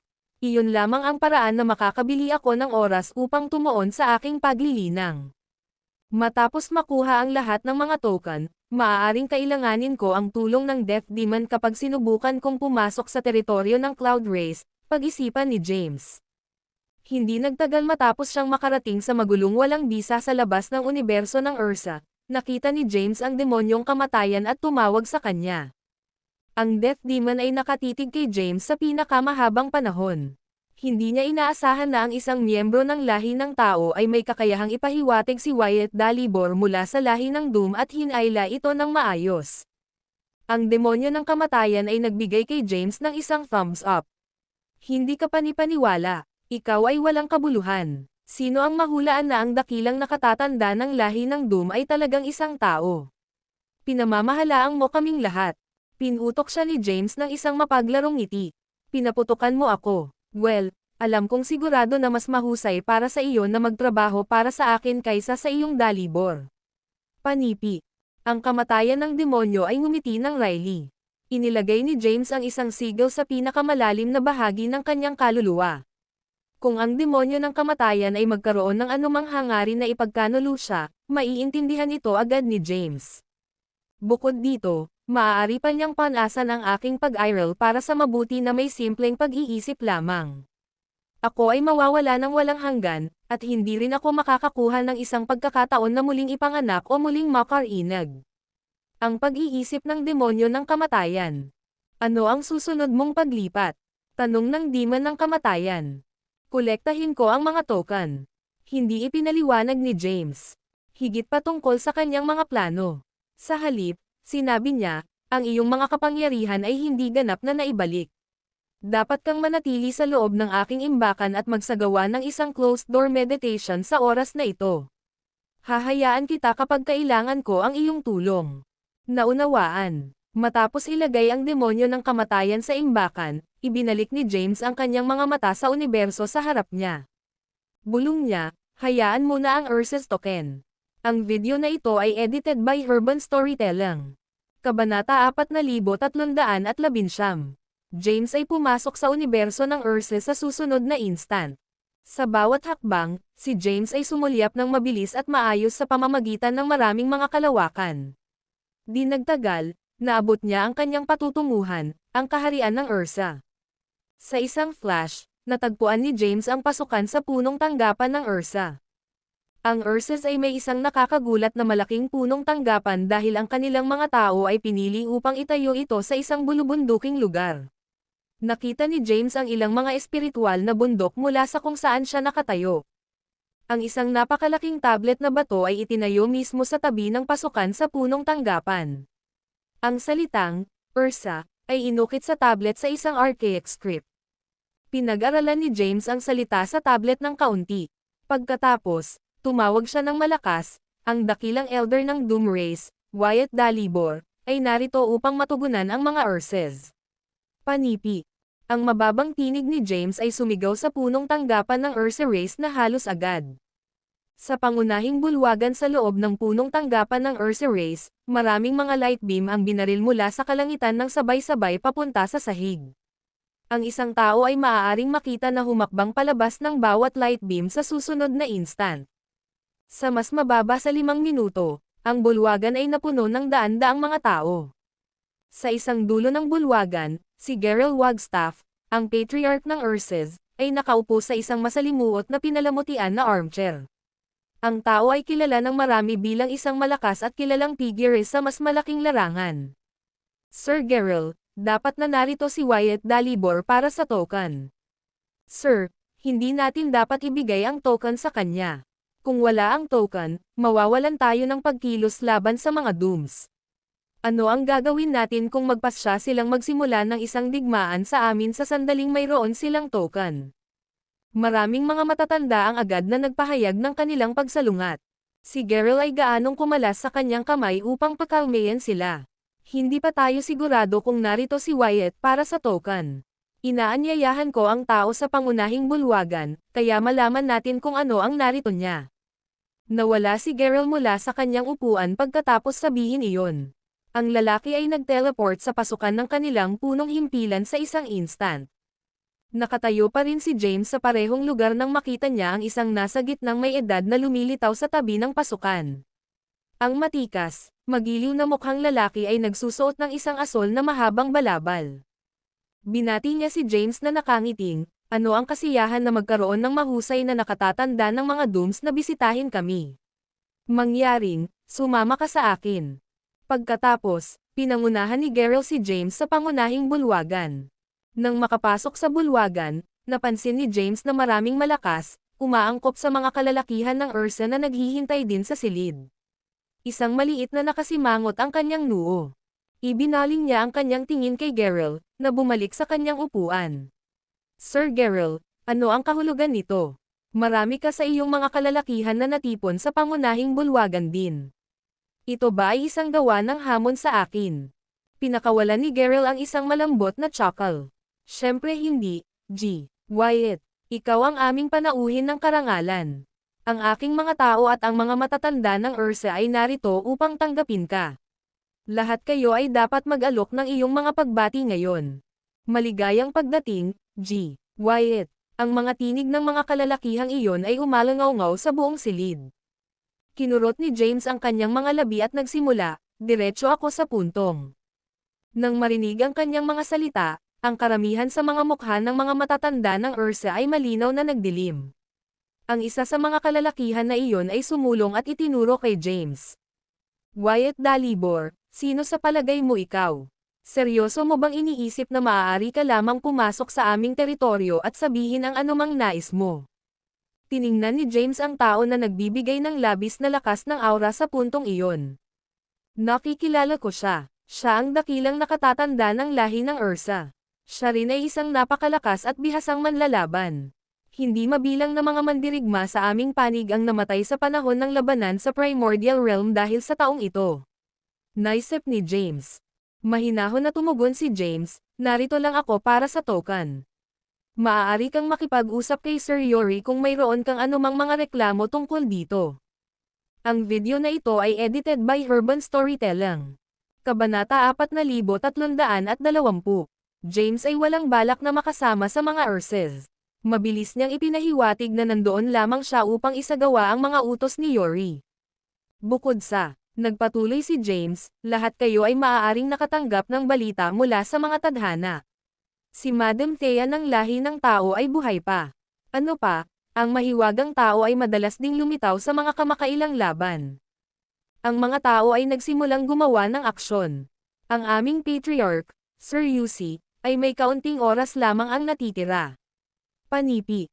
Napakahalaga na makuha ni Sir Yori ang Blight Omniscience at makamit ang ranggo ng Kailam Acme sa lalong madaling panahon. Kapag naabot na ni Sir Yori ranggo, mapapanatili niya ang mga lahi ng tao na suriin at bumili ng mas maraming oras para sa lahat ng iba pang karera. Panipi. Gayunpaman, Kung ang mga tao ay pinamamahalaang tumaas at makakuha muli ng kapangyarihan, tiyak na kailangan nating magdusa ang kanilang galit sa nangyari sa nakaraan. Nagtataka ako kung ang mga Urses ay makakaya ng isang pagkakataon laban sa mga tao kapag nangyari iyon. Kalmado na inilatag ni James ang mga katotohanan para sa kanila.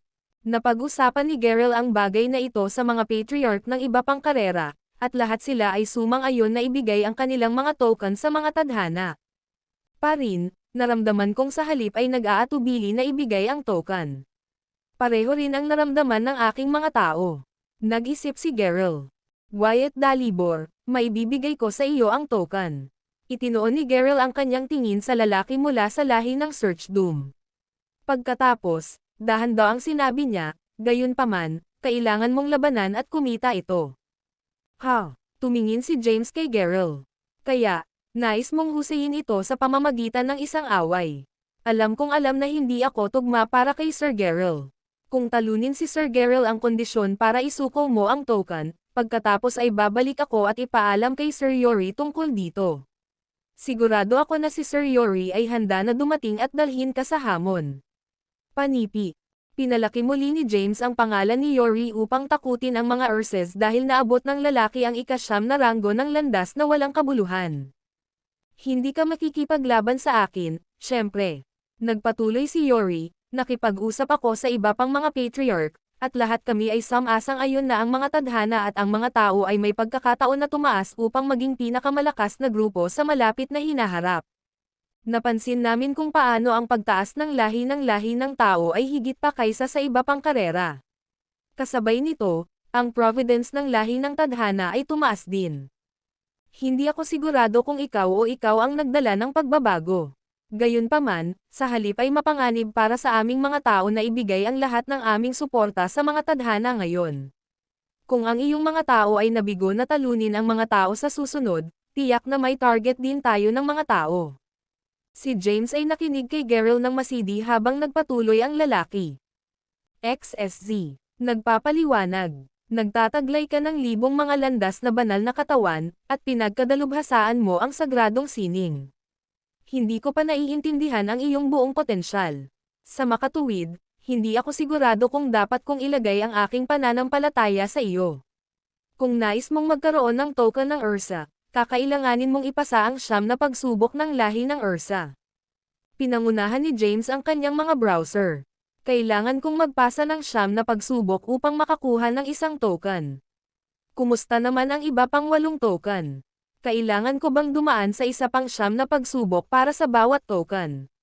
Nagreklamo si James sa loob. Masasabi ni Geralt kung ano ang iniisip ni James sa pamamagitan lamang ng pagtingin sa kanyang mukha. Ang iba pang mga patriarch at ako ay nagkasundo. Kung sam-asang-ayon ka na magsagawa ng mga pagsubok, ipapaalam ko sa iba pang mga patriarch at isama nila ang kanilang mga token. Makakatanggap ka ng lahat ng 9 na token sa sandaling pumasa ka. Panipi. Perpekto iyon. Panipi. Ngumiti si James. Makakatipid ako ng maraming oras kung gagawin natin iyon. Nagtataka ako, bagaman. Ano ang 9 na pagsubok ng lahi ng Ursa?